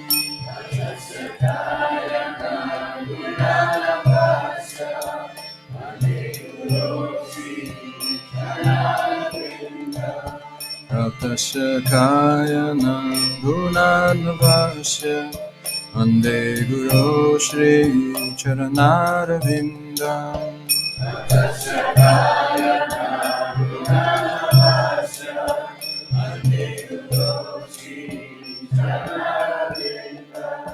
Mahaprabhu Kirtana Nrita Gita Vaditra Madhyan Manasora Sena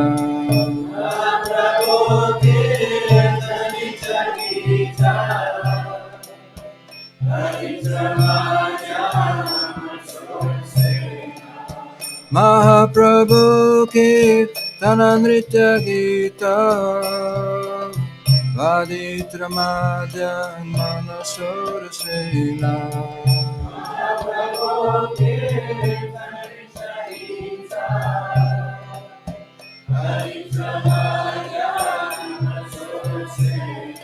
Romanchakam Pashutaranga Bhajo Vande Guru Shri Charanarvinda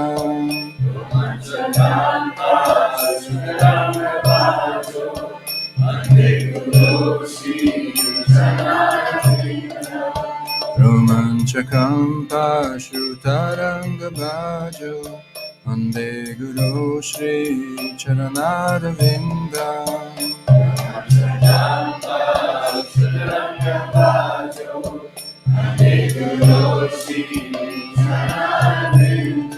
Shri Vigrahara Nityanana Shingaratan Mandira Marjanado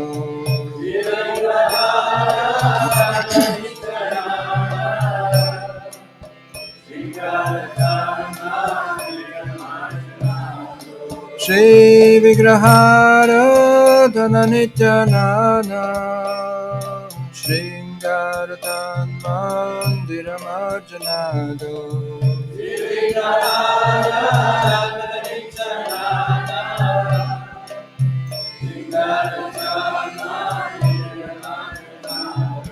Yuktasya Bhaktam Shaniyunjatopi Vande Guru Shri Charanarvindam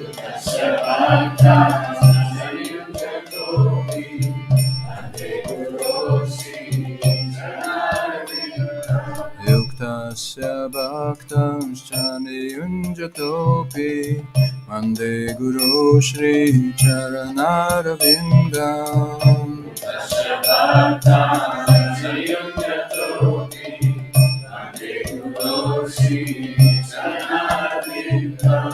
Chaturvida Shri Bhagavat Prasada Swadhana Triptan Hari Bhakta Sangha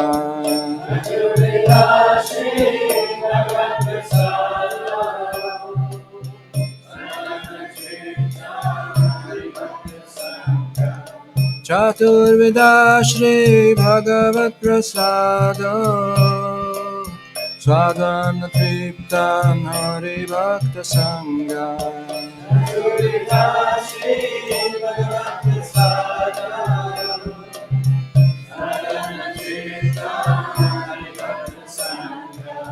Kritvaiva Triptim Bhajata Sadaiva Vande Guru Shri Charanarvindam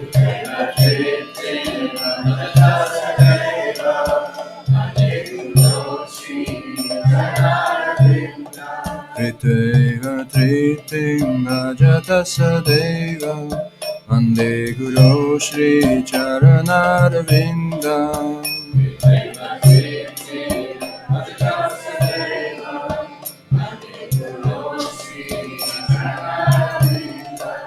Shri Radhika Madhavayorapara Madhurya Lila Gunarupanamna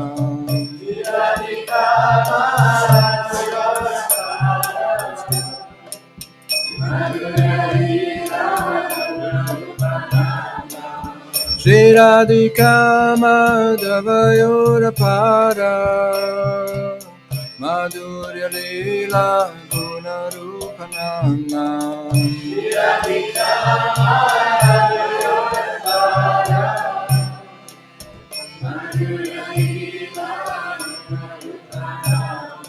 Pratikshana Swadhana Lolupasya Vande Guru Shri Charanarvindam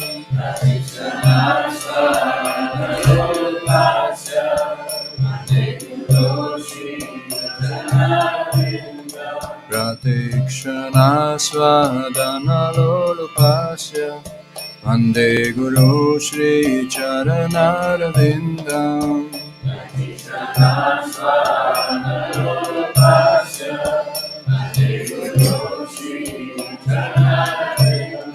Nikunjayo no ratikele siddhai Yaya libir yuktira pekshaniya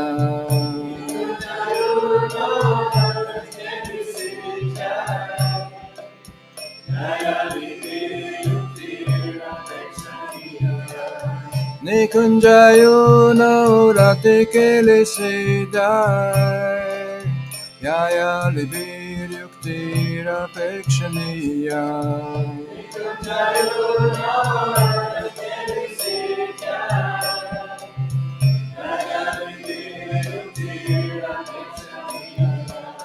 Tatrati daksha dati vallabhasya Vande Guru Shri Charanarvinda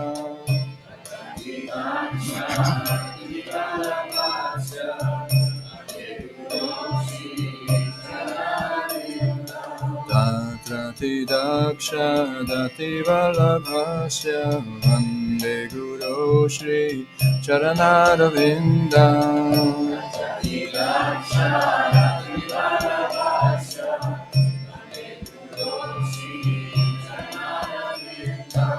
Sakshadharittvena samasta shastrai Uktastatha bhavyata eva sadhi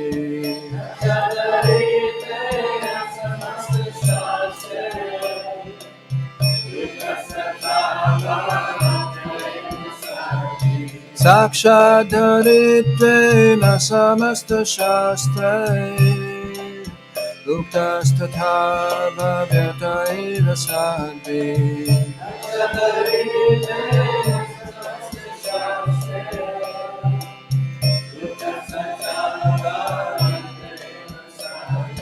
Kintu prabodya priya eva tasya Vande Guru Shri Charanarvindam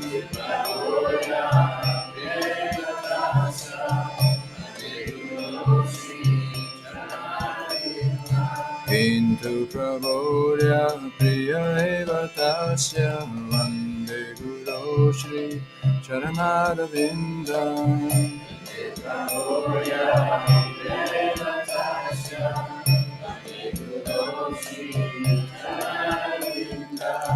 Yasya prasada bhagavad prasada Yasya prasada nagati kutopi Yasya prasada bhagavad prasada Yasya prasada nagati kutopi Yasya prasada bhagavad prasada Yasya prasada nagati kutopi Yasya prasada bhagavad prasada Yasya prasada nagati kutopi Jayam subham stasya shastri sandhya Vande Guru Shri Charanarvindam Jayam subham stasya shastri sandhya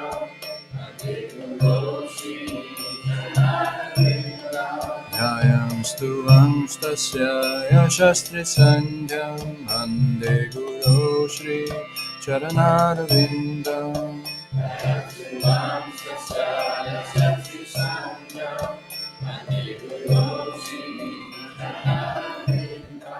Samsaradava lalita loka Pranaya karunya ganaganatvam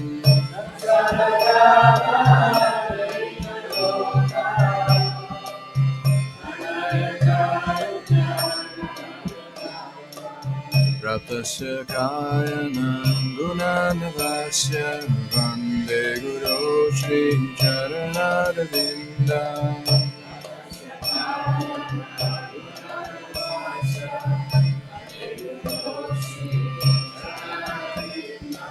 Vande Guru Shri Charanaravinda.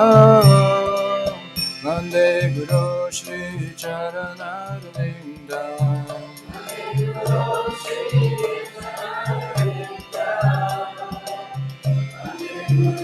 Shri Charanaravinda. Vande Guru Shri Charanaravinda. Vande Guru Shri Charanaravinda. Vande Guru Shri Charanaravinda.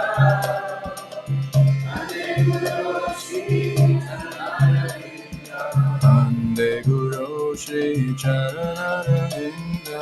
Vande Guru Shri Charanaravinda.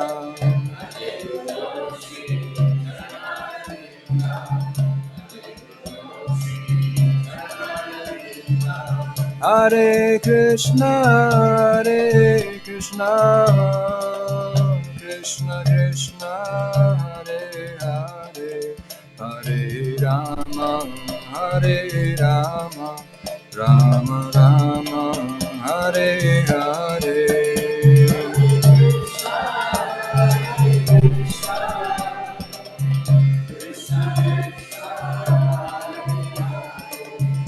Hare Rama, Hare Rama, Rama Rama, Hare Hare. Hare Krishna, Hare Krishna, Krishna Krishna, Hare Hare, Hare Rama, Hare Rama, Rama Rama, Hare Hare.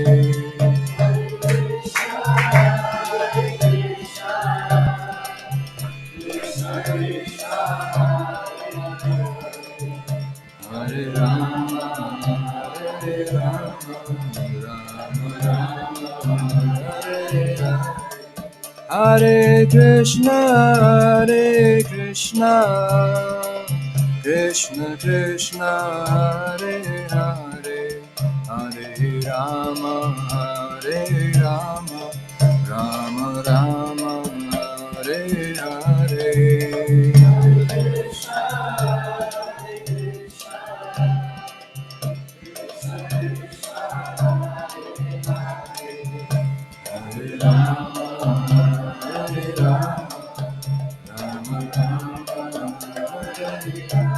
Jai Prabhupada, Jai Prabhupada, Prabhupada, Jai Prabhupada.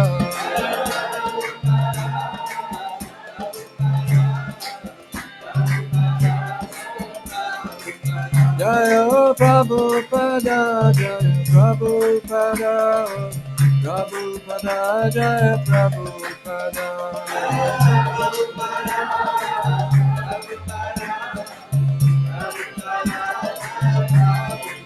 Prabhupada, Prabhupada, Prabhupada, Jai Prabhupada.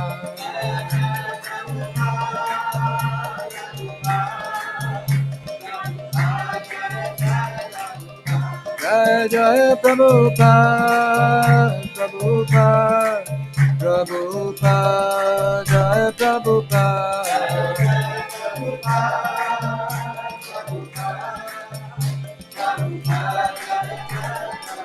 Jaya Jaya Prabhupada, Prabhupada, Prabhupada, Jaya Prabhupada.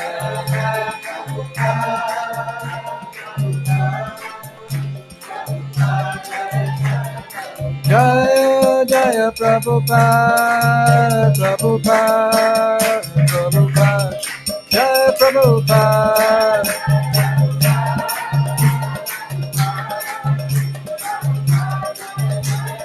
Jaya Jaya Prabhupada, Prabhupada, Prabhupada, Jaya Prabhupada.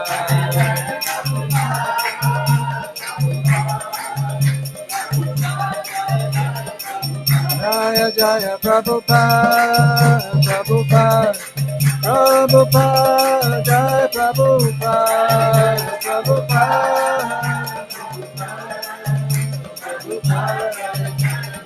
Jaya Jaya Prabhupada, Prabhupada, Prabhupada, Jaya Prabhupada.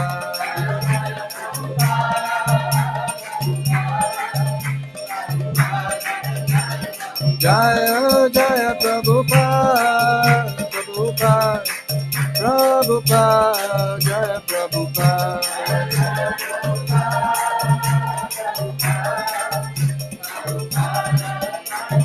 Jaya Jaya Prabhupada, Prabhupada, Prabhupada, Jaya Prabhupada.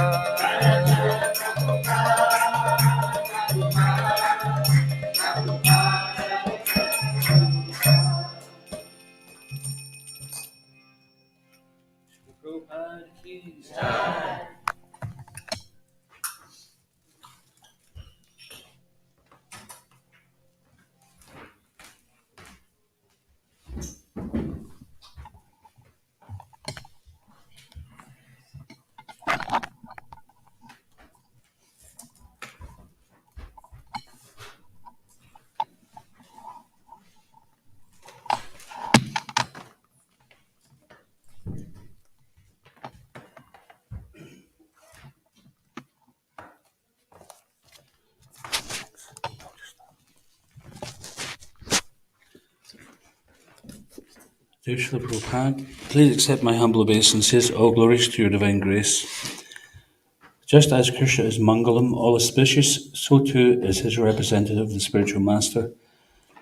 Acharyam mam vijaniyam navamanyata karichit namartya pudasuyeta sarvadeva mayo guru.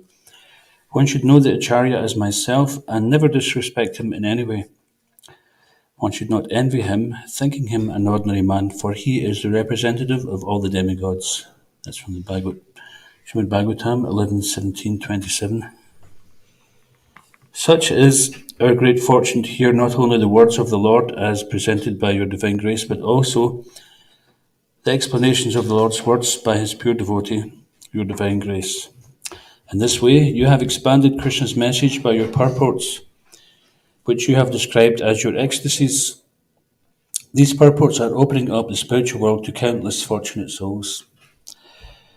You personally exhibited how to perfectly execute the orders of your spiritual master, thus kindly demonstrating for all to see how the orders of the Lord and the spiritual master are translated into manifest action. You once said, love is something which must be demonstrated by action. In so many ways you have given us spiritual education so that we may avoid the pitfalls of sentimentality, fanaticism, and false philosophical conclusions.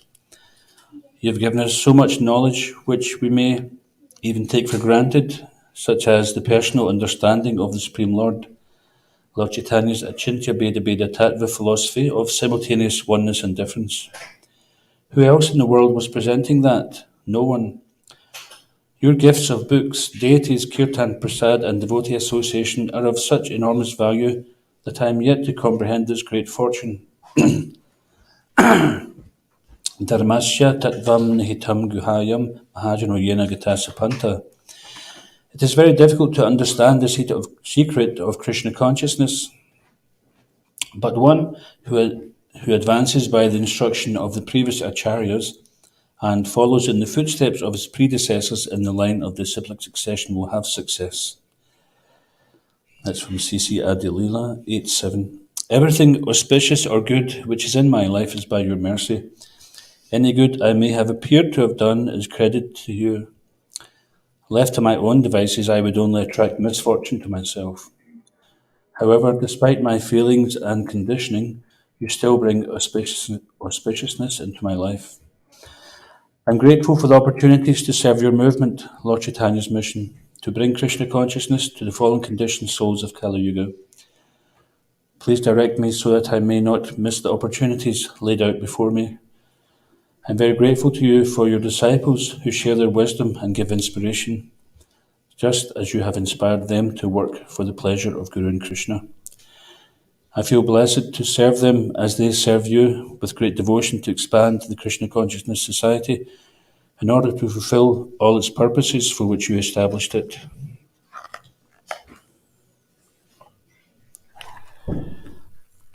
Tate Krishna Bhaje Kare Gururu Sevana Maya Jale Chuti Paya Krishna Racharana.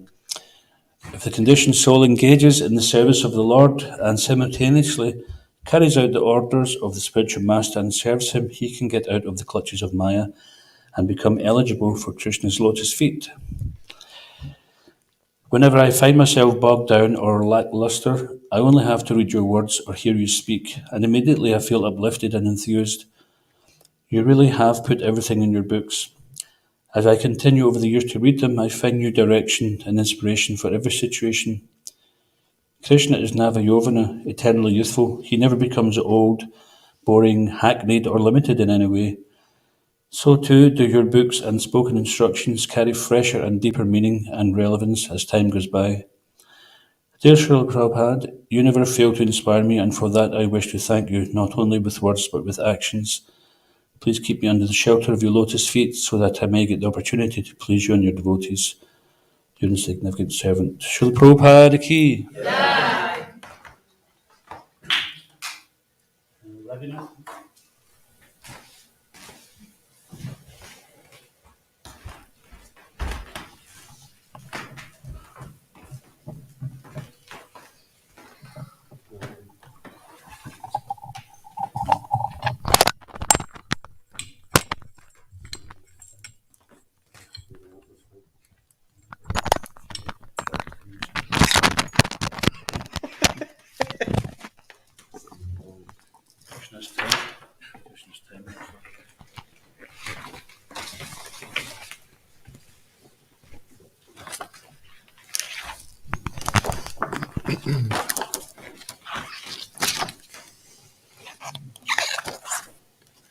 Dear Srila Prabhupada, Om Gyana Timirandasya Gyananjana Shlakaya Chakshur Unmilitam Yena Tasmai Shri Gurave Namaha. Nama Om Vishnu Padaya Krishna Prishtaya Bhutale Srimate Bhaktivedanta Swami Itinamine Namaste Saraswati Devi Gauravani Pracharini Nirvishesha Shunyavadi Paschatya Desha Tarini.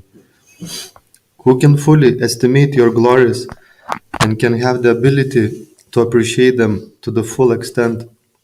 You are a personal associate of Krishna who came to execute his mission to propagate the Yuga Dharma all over the world for this age, the chanting of the holy names of the Lord. You displayed phenomenal surrender, dedication, and compassion, and went through fire that included 3 heart attacks to spread this Krishna consciousness movement in every town and village. You have left to us this very clear instruction to share Krishna consciousness far and wide, and especially in the land given to us by Krishna and Guru called Prabhupada Desha. This mission given by you to us requires effort, endeavor, and sacrifice of personal convenience. Again and again you said that for this effort to be successful, purity is the force. You did very much emphasize not only sharing, but developing a very high quality of our own Krishna consciousness through strong sadhana, so that the impact of our efforts is maximized. We cannot give to others if we don't have it ourselves. 2 most powerful ways that you emphasize to increase the quality of our Krishna consciousness is chanting and studying transcendental literature that you have so kindly translated, sacrificing your sleep at the early hours of night. Our ISKCON is still a young movement, and at different stages of its development, different things tend to be important. Earlier this year, I attended a devotee care seminar led by Gauranga Prabhu, and this point really struck me. He said that the greatest need in our movement today are devotees who are deeply connected with Krishna in the form of his holy name, Srimad Bhagavatam, and deities. We need more and more role models, devotees who experience Krishna consciousness on a deeper level and are truly happy in Krishna consciousness. We really need to boil the milk, as you called it, so that the quality of Krishna consciousness in our members increases significantly. We can have so many strategies to share Krishna consciousness. However, ultimately, the best thing that we have to offer to the world is Krishna himself.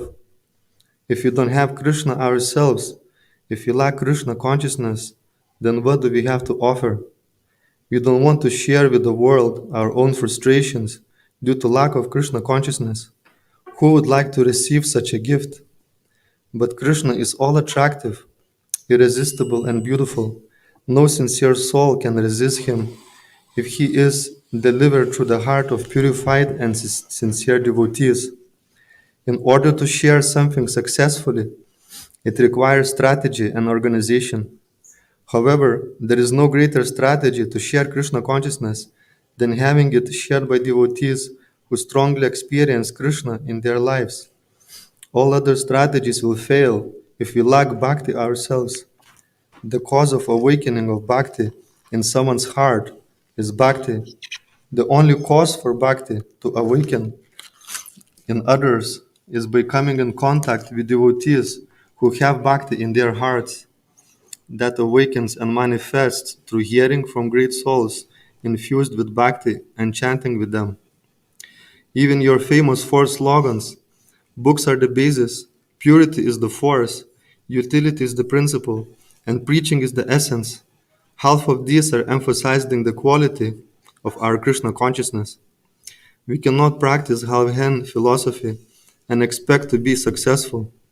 Your books must be the basis of our lives, and we can't expect to have strength of empowerment without purity. Without that, our sharing of Krishna consciousness will lack in potency, and we will struggle to utilize everything in Krishna's service in proper consciousness. Why would Krishna send us people or things if you can't maintain what we have been given, become proud, or get carried away by what he sends? Purity also means humility. Humility means purified consciousness. No spiritual empowerment can be sustainable without solid Krishna consciousness and purity. The soul by nature is looking for pleasure. So if we lack in fulfillment in our connection with Krishna, to that degree we will try to find fulfillment in lording it over this material existence, which is a futile attempt. Therefore, we need to make sure that in our efforts to share Krishna consciousness, we seriously follow your guidance. We need to make sure that we are becoming more and more Krishna conscious ourselves by purifying our existence with strict sadhana. Your dear disciple, His Holiness Shivaram Swami, explains in Shuddha Bhakti Chintamani that you wanted to see your followers increase in both quality and quantity, but in that order. Whenever you saw quality being sacrificed for quantity, you instructed your leaders to boil the milk, that is, to concentrate on solidifying the Krishna consciousness of the devotees already present in the movement. There are a number of your letters that very clearly state this. His Holiness Shivaram Swami also elaborates that some devotees hope to get delivered by Lord Chaitanya by giving themselves to his mission, but neglect to cultivate their sadhana, chant good rounds, read your books, and control their mind. There are two types of laziness in Krishna consciousness. One is to be lazy in one's service, and another is to be lazy in one's sadhana. I've suffered from that for many years. His Holiness says, such willful neglect is a lazy man's idea of spirituality. And as Srila Prabhupada often said, lazy fellows are not fit for Krishna consciousness. What's more, although desiring Lord Chaitanya's grace may be noble, experience shows that devotees who do not seriously cultivate sadhana cannot sustain their dependence on grace. Although it is not unheard of for persons indifferent to bhakti to receive Gauranga's mercy, it is very, very rare. Therefore, devotees unwilling to make a serious effort to become Krishna conscious should not expect to be delivered by grace alone. However, devotees who try their best to perfect their sadhana and to serve the mission, but who are handicapped by their own conditioned nature, can legitimately expect Krishna's kindness. Soul-hearted Krishna is sympathetic to the plight of his devotees in Kali Yuga. Thus, if for reasons other than their neglecting the process, they cannot complete their Krishna consciousness, they will receive Lord Chaitanya's gift of love, and Srila Prabhupada's promise of deliverance will certainly be fulfilled. And therefore, devotees must practice the limbs of devotion, such as controlling the mind, studying the books, perfecting their japa, and remembering Krishna. If they do so, and by chance do not complete the process of Shuddha Bhakti, by their sincere efforts at surrender, and by their service to ISKCON, Srila Prabhupada and Lord Chaitanya will make up for what they lack in their pursuit of perfection. By your inconceivable arrangement, I am here in Scotland and have been given service to assist your mission here. Without the blessings of great souls, nothing can be successful in the long term. At the moment, it sounds inconceivable to me how you have so 100% dedicated yourself to the mission of your Guru, and we are prepared to go through anything to fulfill it. How have your sincere followers given their lives to such an extent to spread your movement? Will even some of such unbreakable commitment ever manifest in my heart? Will I ever rise above my own petty desires and rise to the challenge that you expected your sincere followers to rise? Will true humility ever touch my heart? I feel helpless, and at the same time something that I read this year is giving me some hope. His Holiness Shivaram Swami explained that by sincerely chanting the holy name, true devotion to Guru awakens in the heart. Please kindly empower me to chant the holy name with sincere devotion and affection. I sincerely beg you that saffron particles of dust emanating from your mouth via your books, teachings, and realizations of your disciples purify and penetrate my deeply conditioned heart and awaken pure devotion and selfless desire to please you and become a pure instrument. Kindly show me the mercy of Grandfather so that the quality of my Krishna consciousness increases and I could help others to do the same. And with this mercy, please guide us and empower us to fulfill our goals in Scotland, beginning from happier devotees. Please help us to implement a devotee care system, especially spiritual care, promoting better sadhana and deeper absorption in Krishna consciousness, as increased quality will bring true happiness. As we become more vibrant with Krishna consciousness, that will, without doubt, bring more quality people looking for true happiness and a satisfying lifestyle. In a post-pandemic, there are many people who are looking for deeper meaning and a more self-sufficient life. Let us welcome them and help them to find what they are looking for in the Krishna conscious way. This will also create much more economic stability for our movement in Scotland. Moreover, please help us to fulfill your 7 ISKCON purposes in Scotland, such as to systematically propagate spiritual knowledge and values through our Bhakti Yoga Academy, to educate and share a taste for Krishna consciousness as revealed in Bhagavad-gita and Srimad Bhagavatam, to bring the society members closer together and nearer to Krishna via devotee care system, to deeply establish congregational chanting in our lives and share this with others, to develop Karuna Bhavan more and more as holy place of pilgrimage of transcendental pastimes of the Lord, to achieve self-sufficiency and teach people to live more simple and natural ways of life, and to publish and distribute books, magazines, and periodicals to achieve the above goals. Aspiring to be servant of your servants, Raghunath Bhattadas. Srila Prabhupada ki.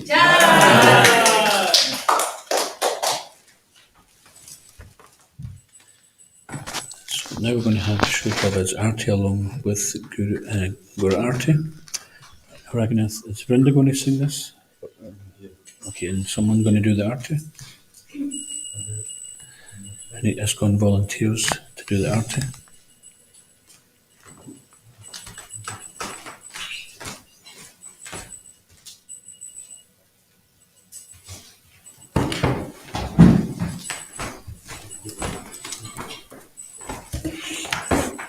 So for this, we ask everyone to stand up and put your chairs aside.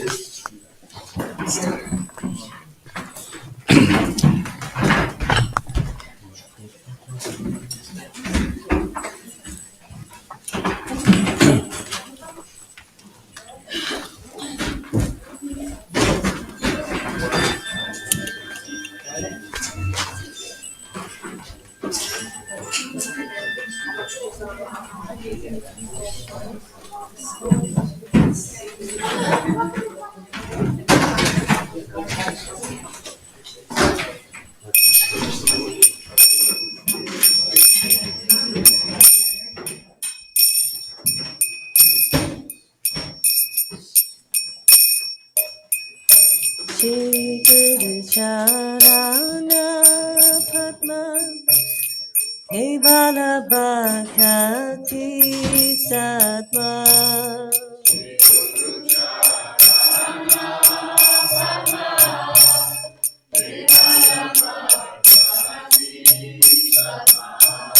Sri Guru Charana Padma Kevala Bhakti Sattva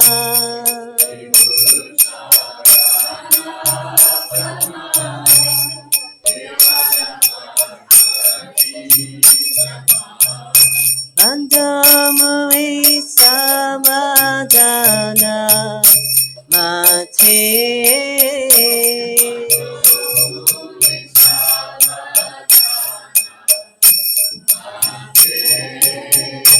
Bandhamui Samadana Mate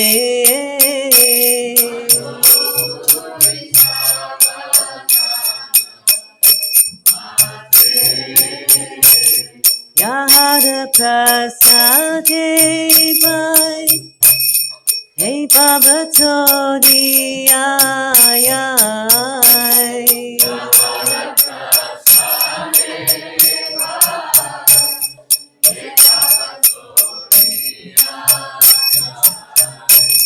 Yahada Prasade Bhai Hey Baba Tori Ay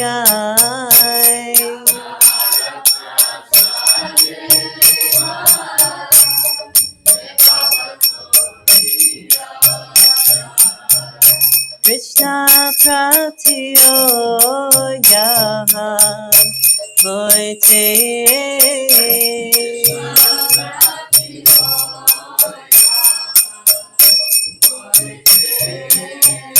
Krishna Prati Yaha Hoite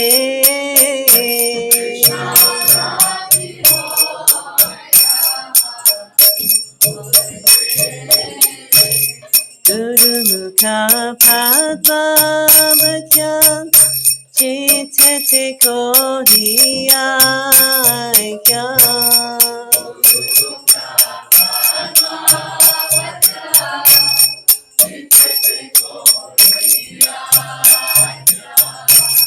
Guru Mukha Padma Bhakyan Chitete Kodiyaya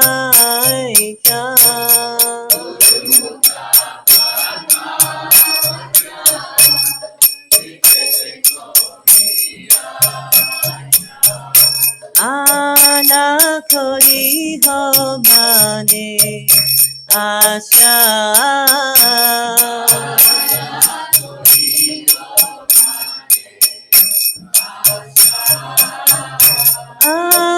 Anakori ho mane asha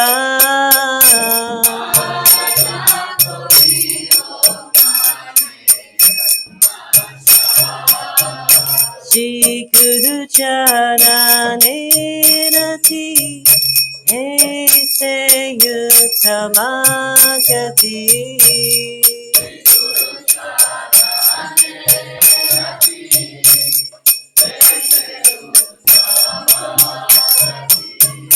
Shri Guru Charane Rati Aise Yutamagati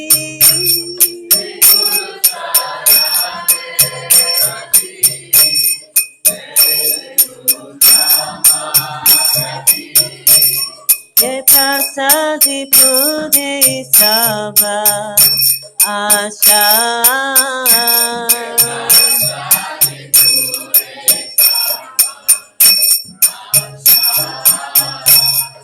Ye prasadi pude sava asha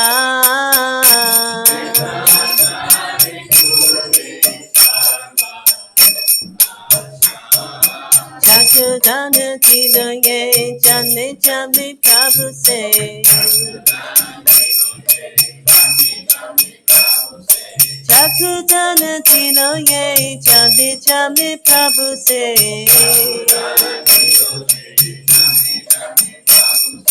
Yegya nere pokachito.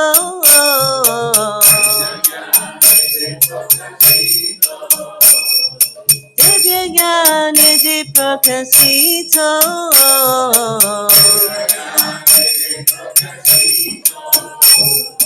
Prema bhakti ahoite abhijabe nasayate.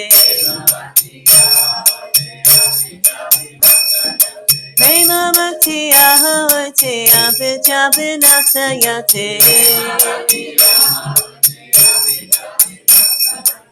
Vedic ayahara charito.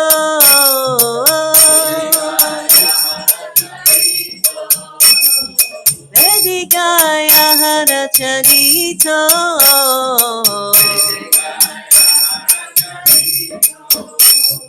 Shri Guru Karuna Sindhu Adama Janana Bandhu.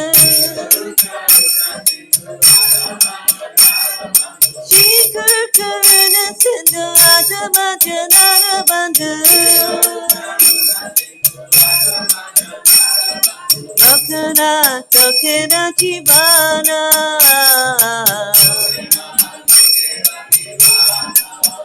Srila Prabhupada Lokana Jivana.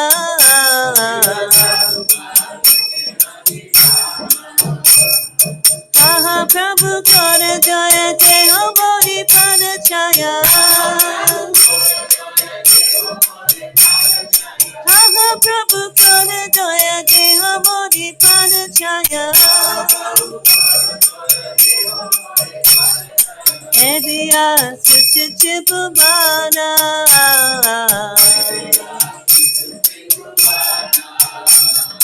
Eviya Suchipubana.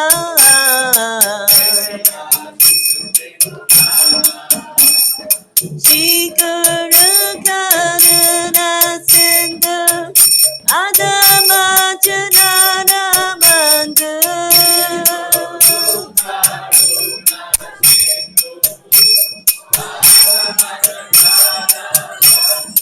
Mahaprabhu Kora Jaya Deho Bodhi Pada Chaya.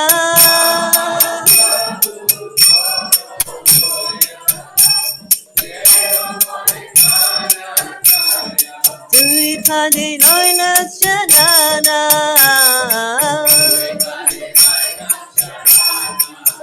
Srila Prabhupada Patita Pavana.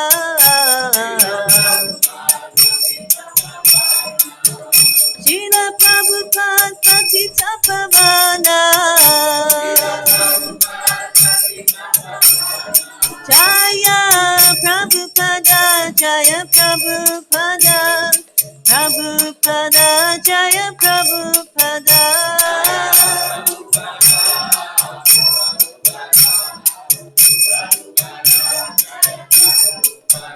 Prabhupada, Prabhupada, Prabhupada, Jaya Jaya Prabhupada.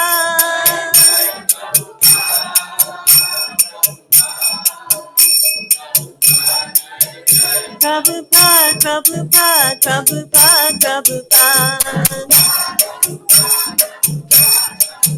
Prabhupada, Prabhupada, Prabhupada, Prabhupada.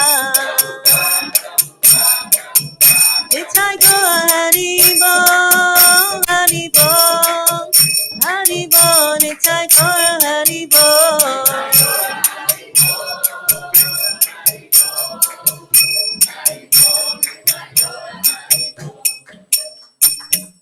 Namo Om Vishnu Padaya Krishna Prastaya Bhutale Srimati Bhaktivedanta Swami Prabhupada.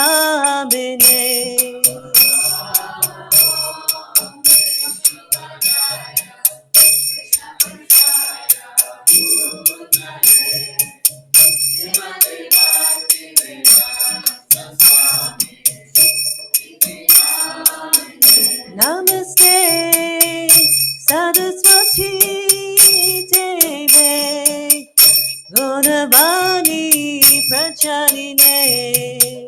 Nirvisesha Sunyavadi Ashacha Tishatanine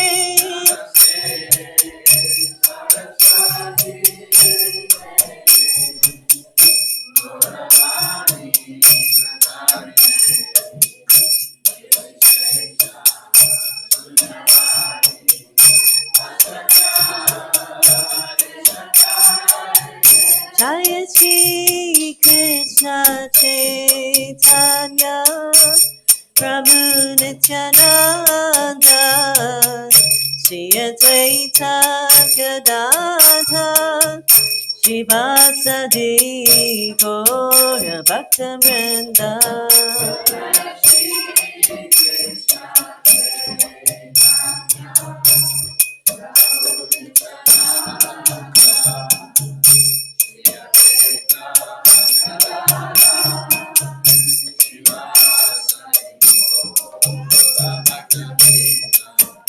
Jaya Shri Krishna Chaitanya Prabhu Nityananda Shri Advaita Gadadhar Shivasadi Gaura Bhaktivinoda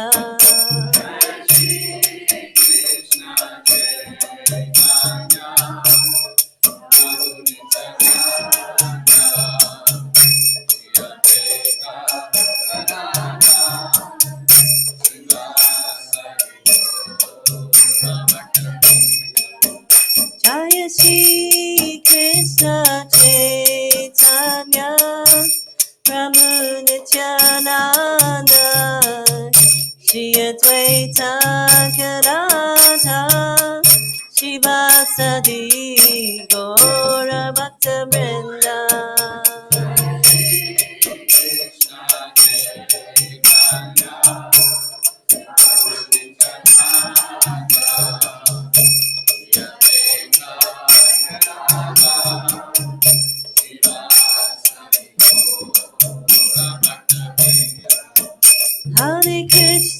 Hare Krishna, Krishna Krishna, Hare Hare, Hare Rama, Rama Rama, Hare Hare.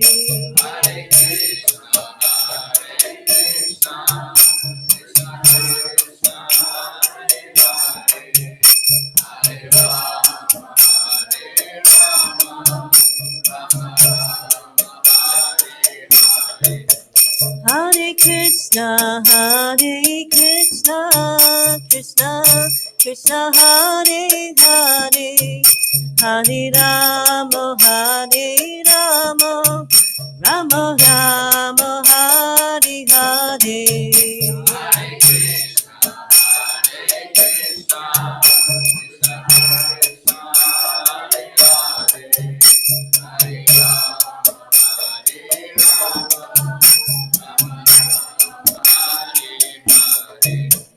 Hare Krishna,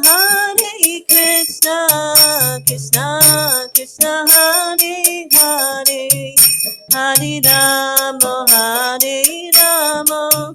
Rama Rama, Hare Hare.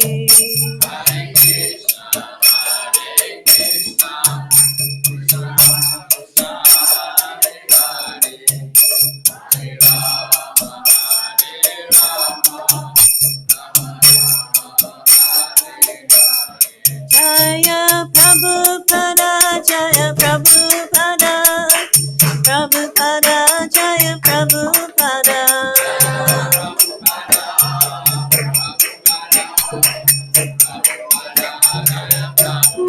Jaya Kodani Tai, Jaya Maya Potati, Jaya Kodani Tai, Jaya Maya Potati.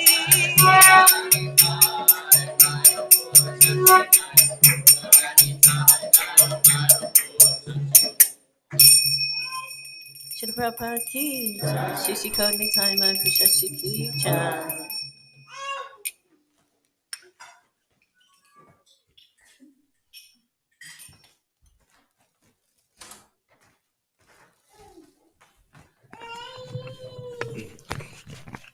So we're going to continue with some readings. And Sharanga, are you here? Is he nearby? Is he outside there? Who's next on the book?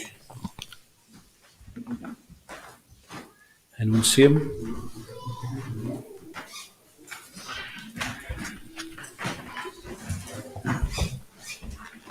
So there's only one or two offerings left in the book. If anyone has any written offerings, if they could be prepared, and we can come up and read these.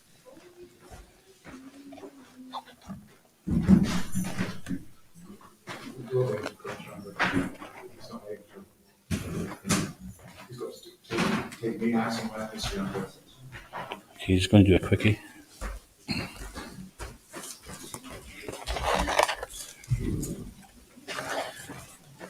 Okay. After Sharanga, there's only one more, and then any devotees who have not put their offer in the book can then come up and read their offering. Okay.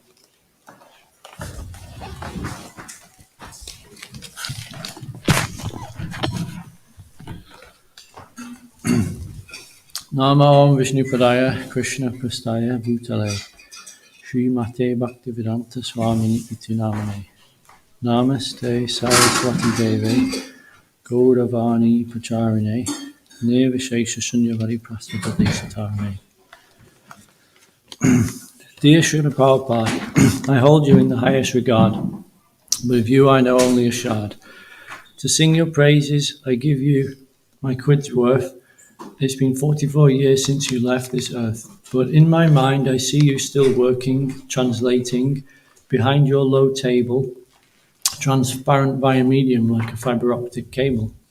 You're still here for us now, if Krishna we avow. Thank you for being here. Ever-living Guru, if we break through, we can rendezvous in your books, in your teachings, and in your Murti statue. With the turning of a page, you unlock our birdcage. You can set us free from the zoo that we put ourselves into, with bad association and peer review. For those rotten in sin, no gambling win-win, we're going to be flying. A chance to live again anew, a second debut thanks to you. That's your virtue, and thanks for the rescue. I want to offer you my gratitude, because in summoning that attitude and really thinking about what you've done for me, it helps me to really see how amazing you are, like how you travelled so far with your message of love, like Noah's white dove, bringing the hope of new life after the destruction of culture and knowledge needing introduction. Thank you for your peace. I'd like to appreciate your accomplishments, 108 temples, restaurants and farm establishments. Not personal ambitiousness, they were products of your level of consciousness. Totally in tune with the conductor, like God's servant butler. Thank you for your service. Your business had failed. Just a few quid in your wad, set off around the world just depending on God. It's all up to him, whatever happens these days. That's rare, that's odd. But to him, to God, you bow down like a rod. Thank you for your faith. At age 69, you went on an adventure to an unknown place where you were a stranger. In your heart together, for his pleasure, you carried the treasure that no one can measure. Sarvadhamam parichaja mamikam saranam bhaja. Aham tvam sarvapapebhyo makshashami masichaha. Thank you for your bravery. Thank you for your faith, your tremendous faith. On the boat when you suffered from a heart attack, even then there was no lack. When you arrived at the Boston dock, you were solid as a rock. Thank you for your famous song, Markine Bhagavat Dham. I was caught like a fishing hook when I read your book, The Nectar of Instruction, and I returned to production. Thank you for writing that. Where others had tried but ended up fried, you succeeded, delivering what everyone needed, a foolproof way to attain satisfaction based on personal interaction.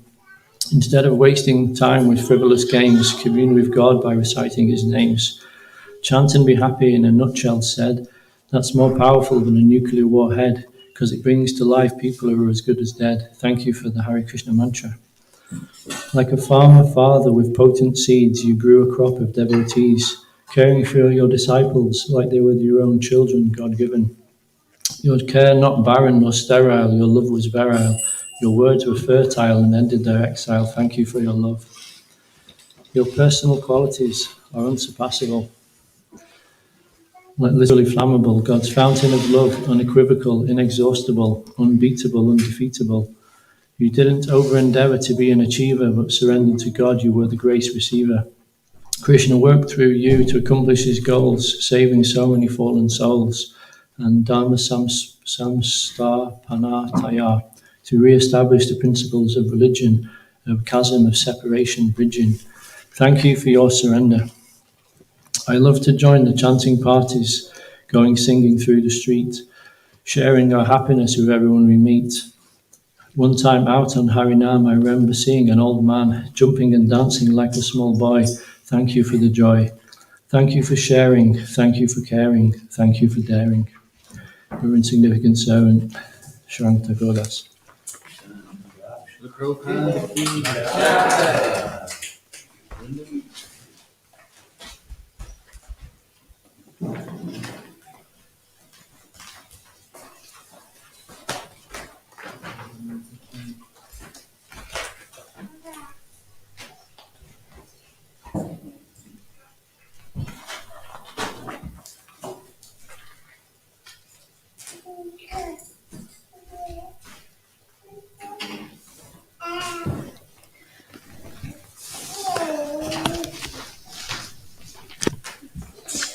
Dear Srila Prabhupada, please accept my humble obeisances at your lotus feet. All glories to you, all glories to you. All glories to your appearance as Lord Chaitanya's empowered representative successfully establish his Sankirtan movement all over the world. The literary work of the six Goswamis, of Srila Vyasadeva, and the commentaries of the previous acharyas all were entrusted to you. You incorporated their work into your Bhaktivedanta Purports and established the Bhaktivedanta Book Trust as a separate entity. You wanted to make sure that they would stand the test of time, in other words, to become the law books for mankind for the next 10,000 years. You knew this literature would cause a tug of war against Maya within the hearts of those who would hear them. In this way, I am reminded of the pastime of Lord Kurma, the tortoise, on whose back the demigods and demons churned the ocean of milk with the serpent Vasuki, who served as a rope. Their efforts brought forth the nectar of immortality. Your disciples and followers were tied to you with the rope of divine love that pulled in so many souls to take up your mission as their own, despite society, friendship, and love. The nectar you are offering is pure love of Krishna. You were the powerhouse that generated the Bhaktivedanta Book Trust to publish your many, many books. You wanted to uplift the earth from the depths of the ocean of impersonalism and voidism with your books. In this way, I'm reminded of the pastime of Lord Varaha.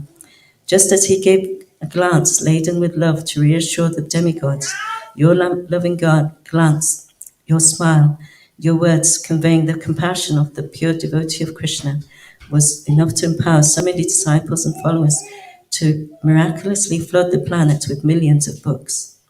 Thus you constructed an eternal gateway into the material world, eternal gateway in the material world to the path back home, back to the spiritual world, Krishna's playground. Lord Nrsimhadev showed how anger is directed to those who pose as demons. You, Srila Prabhupada, were uncompromising in the face of Mayavadis who obscured the truth of Krishna's personal form. Lord Vamanadev, the dwarf incarnation, tricked King Bali with his 3 steps. He pierced the covering of the universe with his 3rd step to allow the Ganges river to flow, now purified by his lotus feet. That river delivers all living beings who come into contact with her waters. Similarly, Srila Prabhupada travelled around the world 14 times in the garb of a small, unassuming sannyasi from India. Undetected, you caused the disciplic succession's river of mercy to descend in every town, every country visited. Your desire is every town and village. This mercy carries the gifts of the spiritual world in the form of transcendental knowledge and the holy name. In this way, so many people became full of joy, finding genuine relief from the burning, blazing fire of material life. Mother Earth must have been in ecstasy as your lotus feet touched her surface. The demigods rejoice on witnessing the activities of the Lord's pure devotee. All the qualities of the demigods reside within you, as you are the Bhagavat devotee of the highest caliber. You brought the greatest transcendental treasure into the lives of the hopeless, empowered souls to perform wonderful achievements, empowered their words to transform lives, and gave them the vision to see things as they are, through the eyes of Sastra, and still do. The use of the internet has assisted your preachers in reaching thousands more people. Thank you, Srila Prabhupada, for your society of well-wishers, friends, teachers, your books, and the holy name. They serve to strengthen my faith in Krishna, strengthen our connection through devotion to you. When will I be fully convinced of Krishna's love without a doubt, and come to serve him with pure love? Please, Srila Prabhupada, let that day come soon. Your servant, Srinda Devi Dasi. Prabhupada ki jai.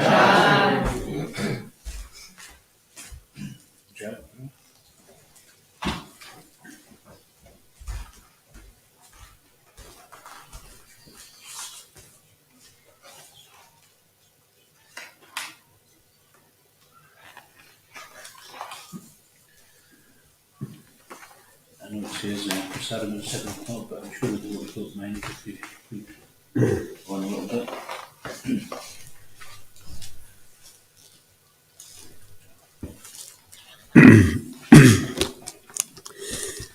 Dear Srila Prabhupada, please accept my humble obeisances. As I attempt to write this offering, I am feeling blessed to have learned from you and your disciples so much about the life of the 6 Goswamis. To praise Srila Rupa Goswami on his disappearance day, we loudly and melodiously proclaim that he is just like the ocean of love of God, and he is popular both with the gentle and the ruffians, because he is not envious of anyone. Whatever he does, he is all-pleasing to everyone. Expanding on this first verse of the Shad Goswami Ashtakam in a class delivered on November 18th, 1968 in Los Angeles, you prohibited us from giving in to our inclination to single out for heavy criticism a particular group of people whose behavior we perceive as the antithesis of our chosen value system. So you told Roy Ram not to lay into the butchers in Back to Godhead magazine. You said, if killing of some animal is butchery, then how great a butcher is he who is killing himself?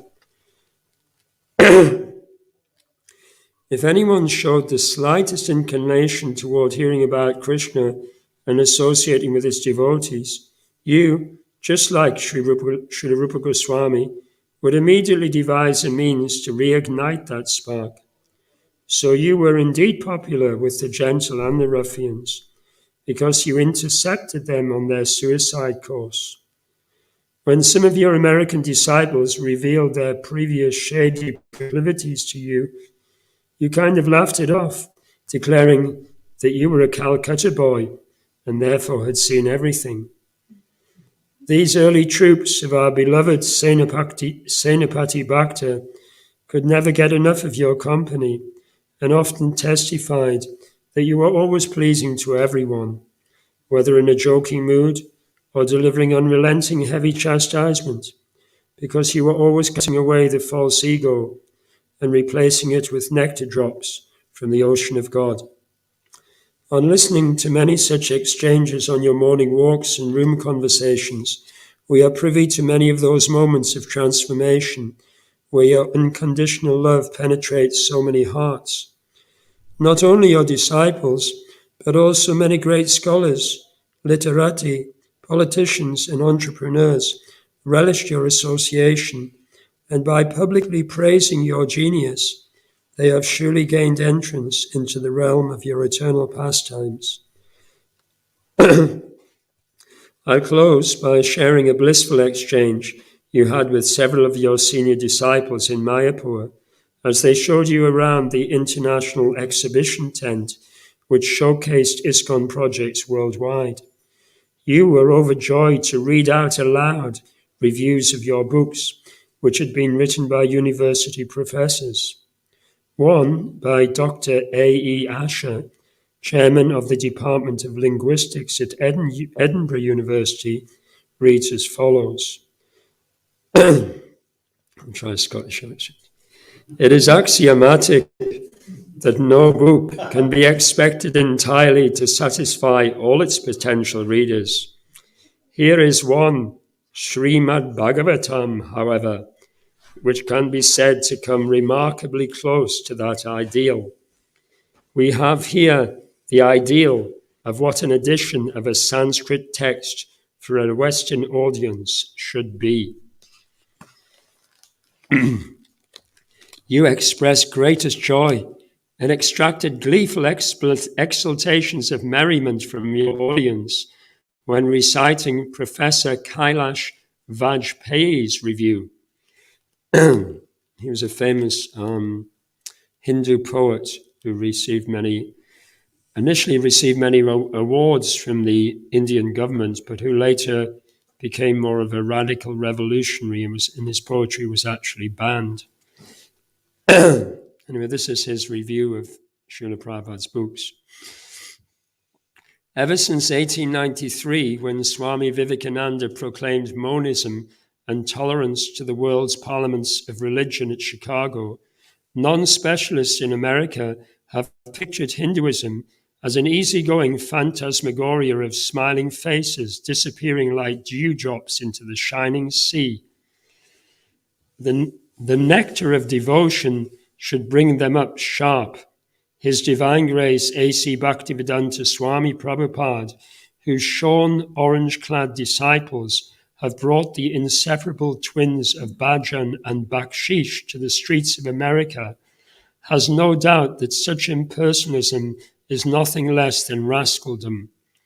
With all the books on Vedanta and bland neo-transcendentalism that are at present available to the English-speaking public, it is good to have on the popular market such an uncompromising statement of an opposing view from the pen of one who is as firmly rooted in a disciplic tradition, Guru Parampara, as Bhaktivedanta Swami. Srila Prabhupada, please enlist me in your eternal library distribution party, which fulfills the assertion that your fame is spread throughout the three worlds. A gleeful servant of your blissful servants. Srila Prabhupada ki Jai.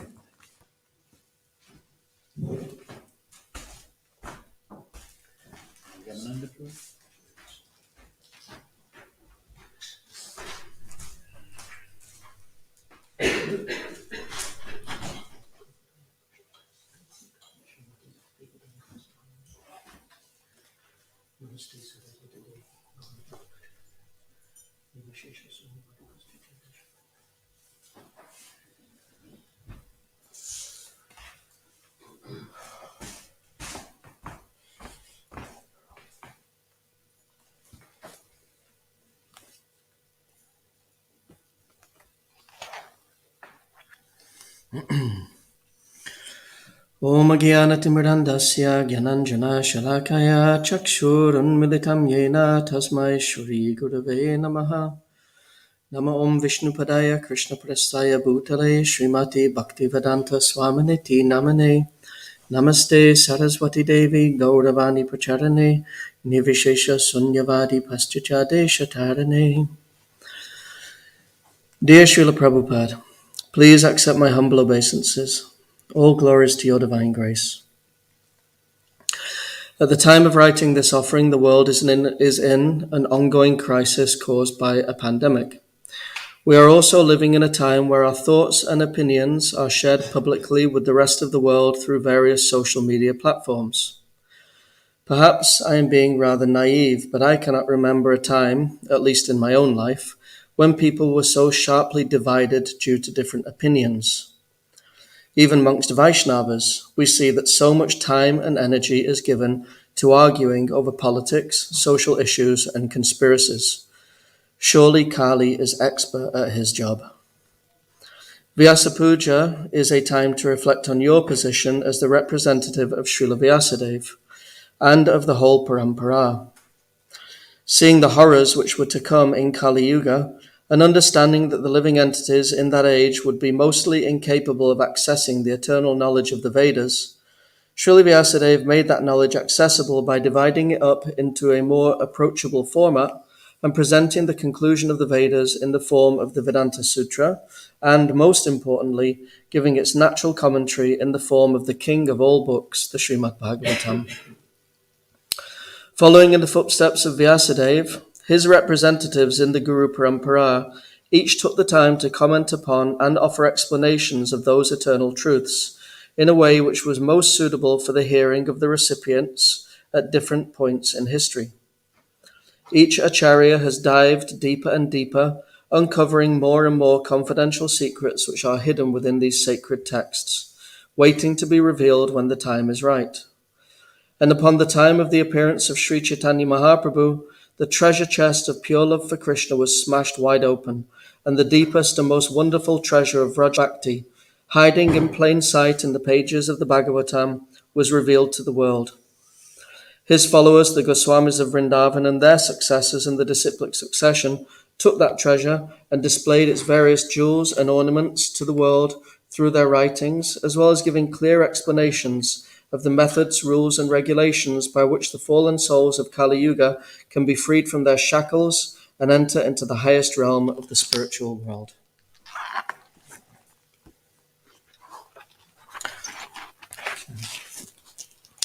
And then you appeared.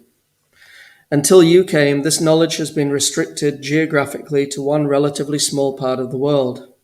Under the guidance of your own guru, and with implicit faith in his instruction, you brought the message of Godhead to all the people of the world, and made the treasure of the gift of love of Godhead accessible to one and all. Into your translations and your Bhaktivedanta purports, you poured the distilled essence of thousands of years of instructions and revelations. In these books, you made the teachings and the process of Bhakti Yoga, and more specifically, Lord Chaitanya's process of spontaneous love for Krishna, understandable and accessible to even the most fallen specimens of the age of Kali. As we become more and more qualified by following the system you have presented, we will be able to see that within your teachings are contained all the most confidential gifts of the Acharyas in line from Srila Vyasadeva himself. You are truly deserving of being called the representative of Vyas. Considering all this, why do we waste so much time on the mundane topics of the day? Yes, it behooves us to at least be aware of the current events and circumstances which may affect our lives, but to give so much of our valuable and limited time to such things. Time is a representative of the Supreme Lord himself, and is not to be treated so callously. Reconnecting to our eternal relationship with Krishna through the process of bhakti is going to take time and effort, and is going to require a serious application of the process. We shouldn't presume that everything will just happen automatically by the mercy of the Supreme, and at the same time make no real effort to understand and apply the process. We have the time and we have the tools. It is up to us to decide if and how we use them. Srila Prabhupada, on this occasion of your Vyasa Puja, I first wish to thank you with whatever sincerity and humility is at my command for this inconceivable gift that you have given. It is simply inconceivable that the person that I once was able to be a recipient of such mercy and kindness. I also wish to beg from you that I can fully take advantage of this gift. It would be most dishonest if I was to claim that I had taken proper advantage of it up to this point, and I am becoming acutely aware that the clock is ticking. I am not where I should have been by this time in my life, and after these decades of practice. Please bless me that with whatever time is left, I can truly embrace the treasure of bhakti that you have blessed me with, that you have blessed us all with. I pray to become your honest and sincere servant, Ramananda Das. Srila Prabhupada ki jai.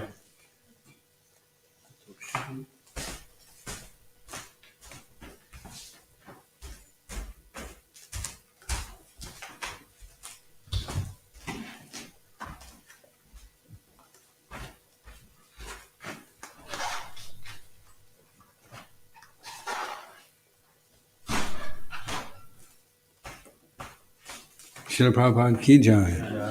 Dear Srila Prabhupada, please accept my humble obeisances at the dust of your lotus feet. How can we estimate the immense treasures you have bestowed upon mankind unless we agree to accept them?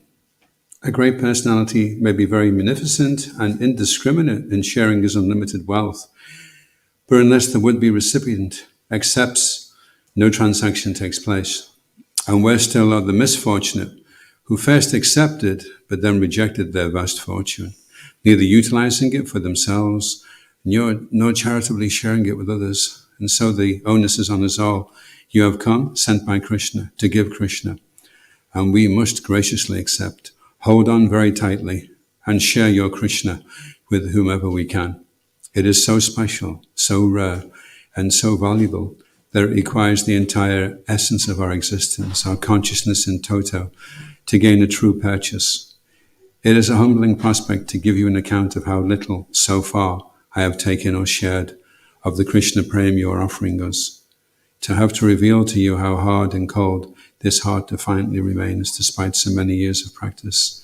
There is no excuse, Srila Prabhupada, for why a poor man has not accepted a casket of jewels. The only recourse is to again endeavor with renewed vigor that this time I will receive your gift. This time I will hear the holy name. This time I will truly serve and love the Vaishnavas.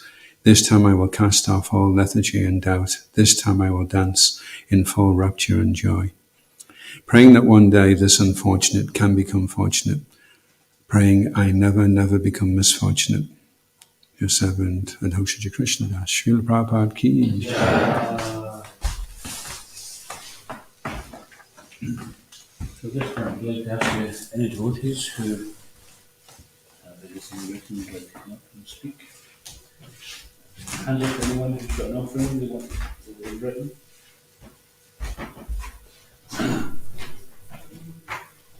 Rupal?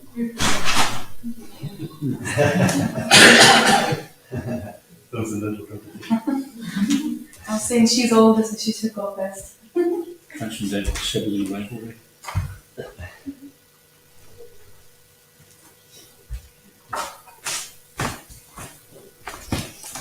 Please accept my humble obeisances. I didn't actually get to finish what I wanted to write, but something is better than nothing, so I'll just read the short piece that I've got. Dear Srila Prabhupada, you left all that you had to spread the holy name, detached from health, wealth, and fame. You arrived on the Jaladuta, Krishna's fearless warrior. You delivered us from the quarrels and conflicts of Kali Yuga. You gave us the higher taste, love, wisdom, kindness, and grace. You changed the face of the Western world. You helped us to get out of this whirlwind of suffering and help us to detach from material hankering. You taught us the Maha Mantra, Hare Krishna, Krishna Krishna, Hare Hare, Hare Ram, Ram Ram, Hare Hare. Our Divine Father, the most merciful spiritual master. It is through you that we know Krishna, the Supreme Personality of Godhead. I pray I can continue to serve and spread your glories and the holy name. Dear Srila Prabhupada, I am eternally grateful. I am so glad. Your humble servant, Rupal. Srila Prabhupada ki jai. Can you read or speak?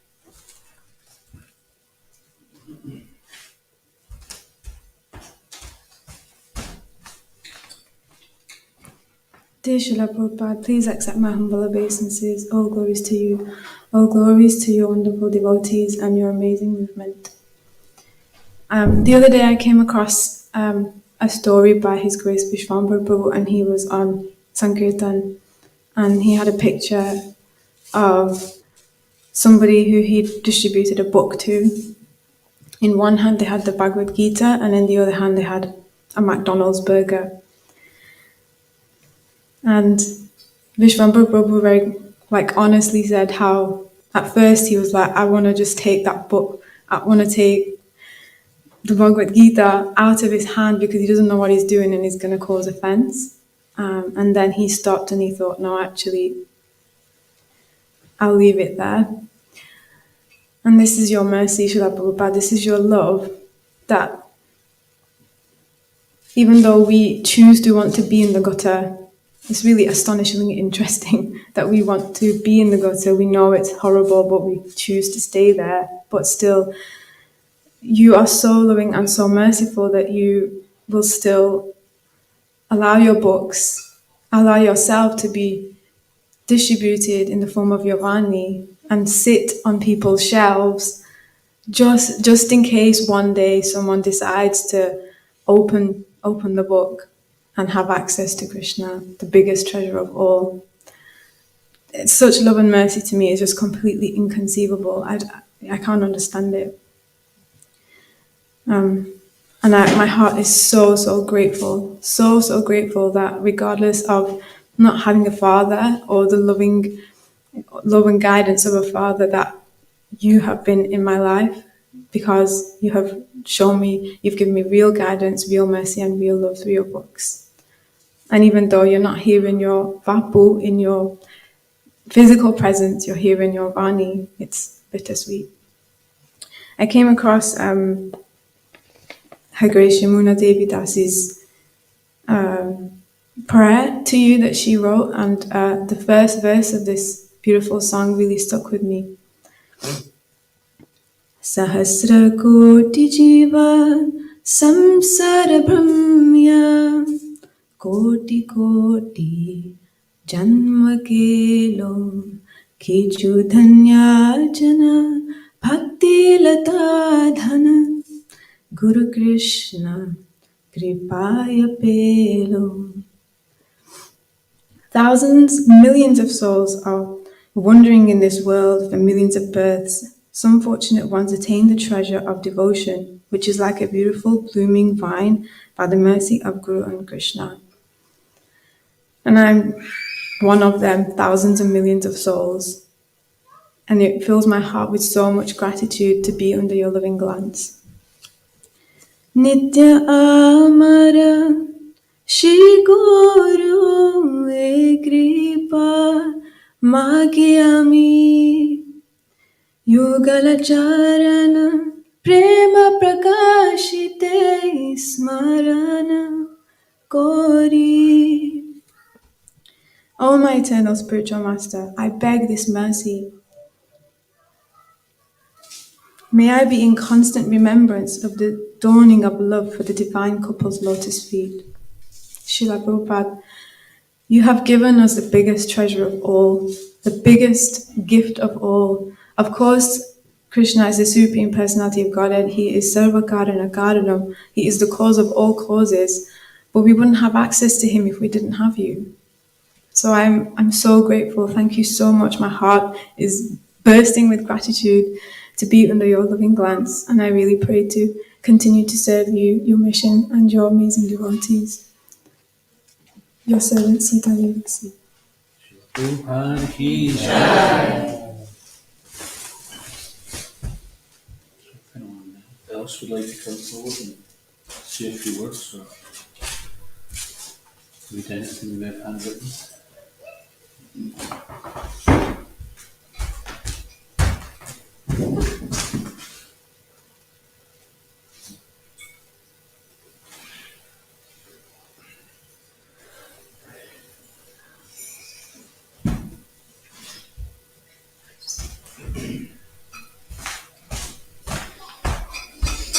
Hare Krishna.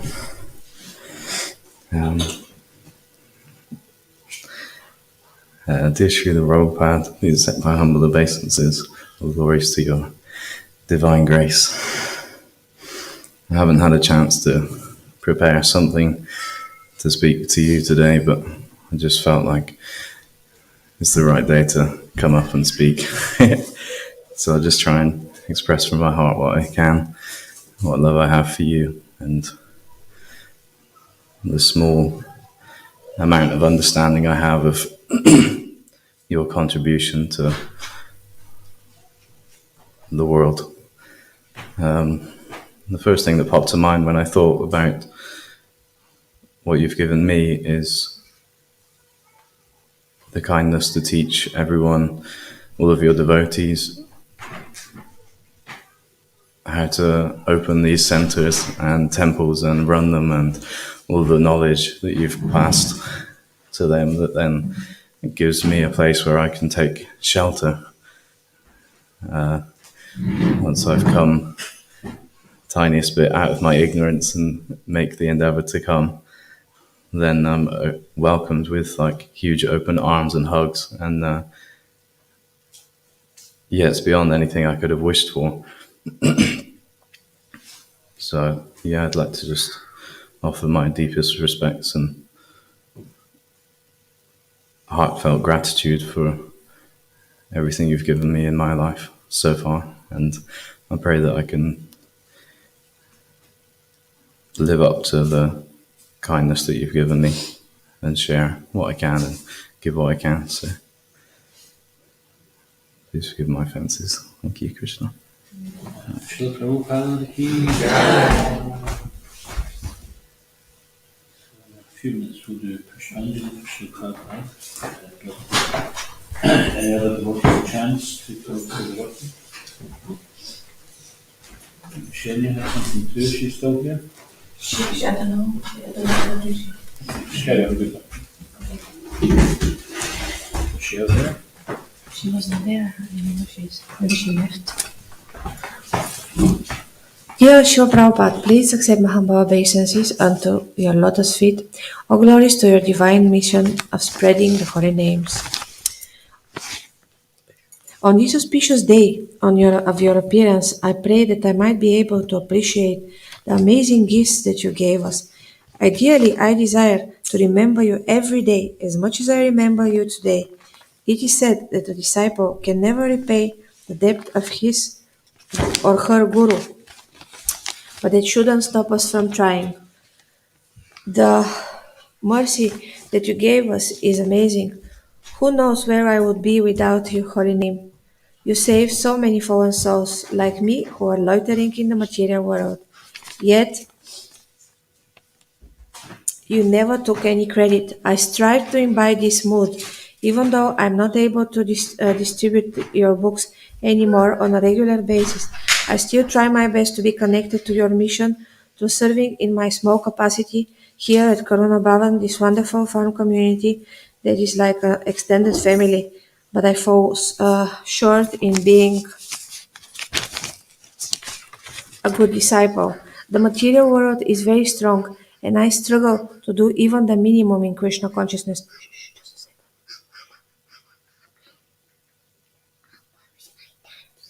So I pray that you give me spiritual strength so that I please you and your devotees. Thank you for accepting me for who I am with all my imperfections, and thank you for giving me devotee association and Karuna Bhavan who are mercifully tolerating me day after day.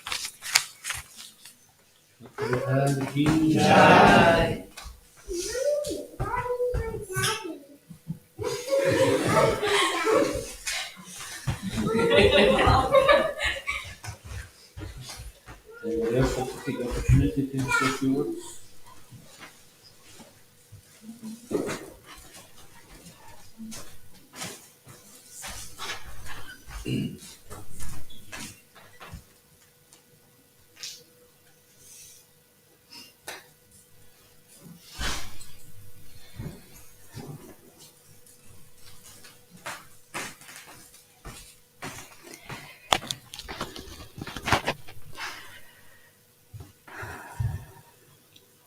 Please accept my humble obeisances, Srila Prabhupada.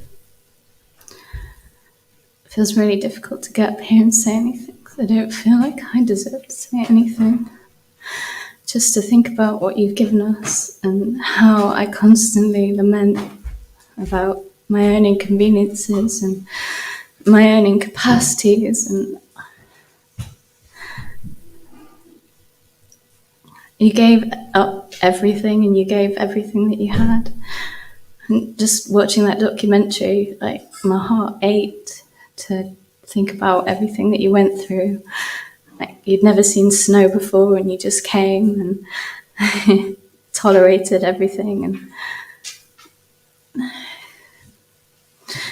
lived with the drug addict in an attic in an office, and you had nothing, no friends, no money. I hope that I can learn from your example. I really hope. When I was younger, I watched the Gandhi film and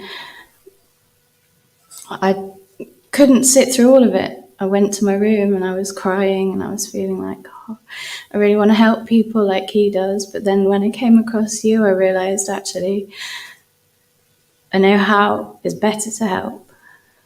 So thank you so much for showing us the way and for teaching us through your example, through your perfect, beautiful example,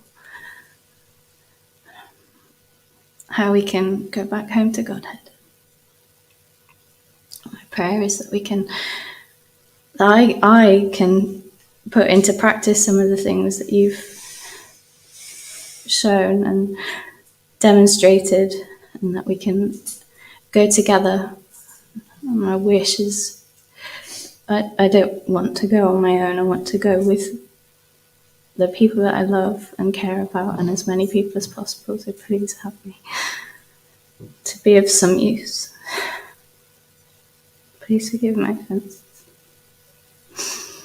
Srila Prabhupada ki jai.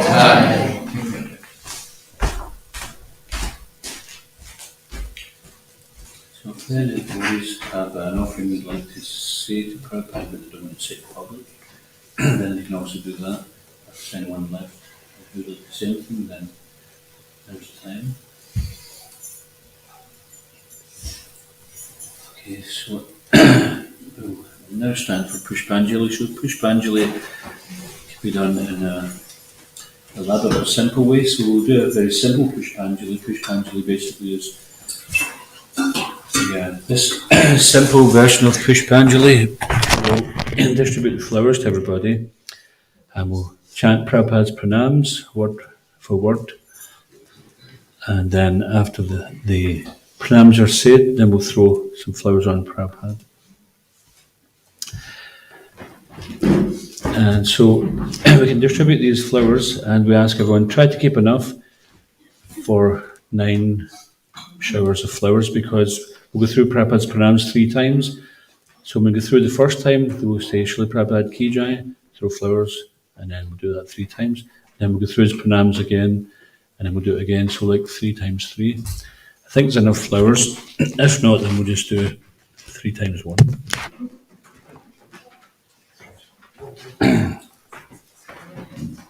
So you grab a handful of flowers, keep them in your left hand, and then when we say Srila Prabhupada Ki Jai, then you pinch some flowers, and then shower Prabhupada with the flowers. So ideally the shorter devotees could go to the front, and we can all come close to Srila Prabhupada. As you get your flowers, then come close to Srila Prabhupada.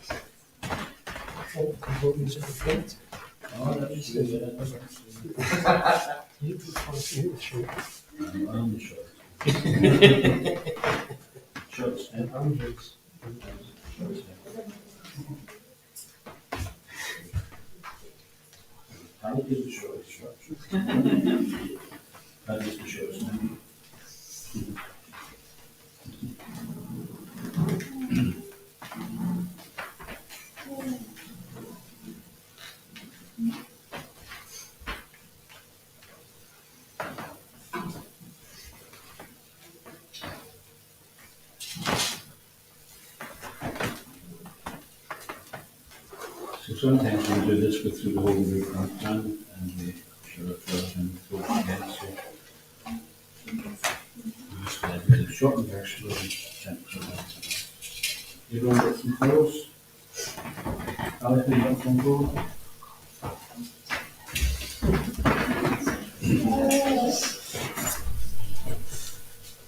Namah Om Vishnu Daya Krishna Daya Bhutale Srimate Bhaktivedanta Swami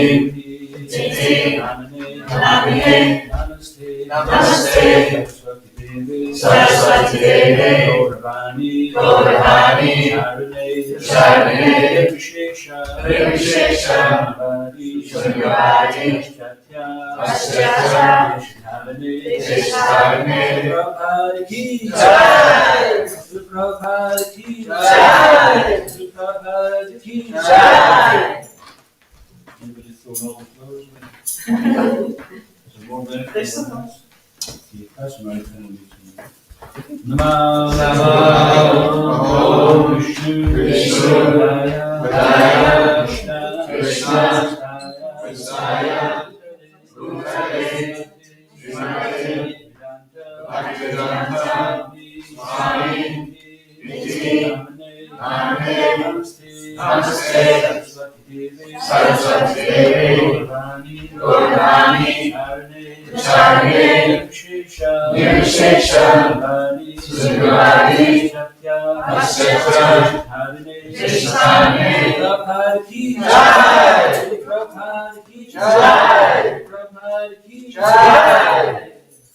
Namah Om Vishnu Daya Krishna Daya Bhutale Srimate Bhaktivedanta Swami Namaste Saraswati Devi Gauravani Sharane Vishesha Shunyavadi Paschata Desharane Prabhupada ki Jai Prabhupada ki Jai Prabhupada ki Jai.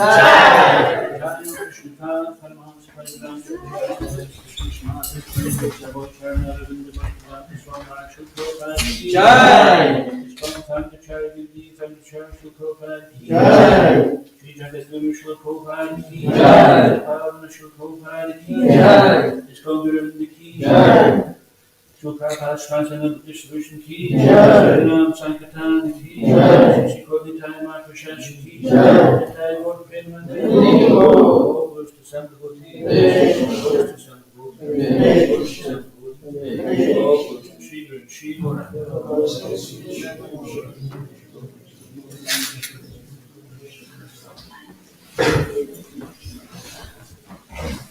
Thanks everyone for taking part in the Shri Festival. Special thanks to the devotees who didn't get to take part in the festival, who will take part in the festival in different ways by doing service behind their own. Special thanks to them for keeping the focus of our community as the deities and Srila Prabhupada, and they maintain the deity worship and the offerings, hell or high water. A special thanks to all the devotees for decorating Srila Prabhupada's asana, for Shuddha Bhakti for making a new outfit for Srila Prabhupada. She made it very nicely. If anybody knows anything about cloth making, if you look, you see the stitching she done is so expert. And thanks to Amrita and Veda for helping doing so many decorations for the deities and for Srila Prabhupada. They did the arch and they helped out with the lotus and these decorations on the altar. And we can thank everyone for so many things. Thanks again, Kat, for doing that wonderful Vyasa Puja book. As Ramananda said, it was the best one yet. And once again, we remind everyone that there's an online version of that.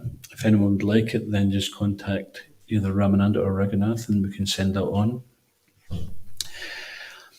So thanks everyone for attending the festival online or here. Thanks for your service and your support. And being part of Srila Prabhupada's transcendental mission to take the holy name of Krishna to every town and village. This is Lord Chaitanya's mission and Srila Prabhupada's deep desire to invite everyone to come back to Godhead and leave this material world once and for all. So we're well on the way back to Godhead. Just keep it up and don't give it up. Srila Prabhupada ki, ISKCON Govinda ki, Shisha Nitaya Mahaprashansa ki, Srila Prabhupada's Vyasa Puja Mahamahotsava ki, Nitaya Gaur Premanande.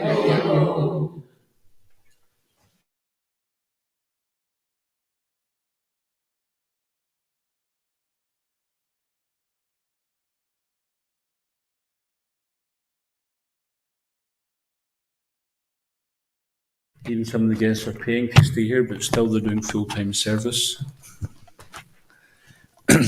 And please come again soon.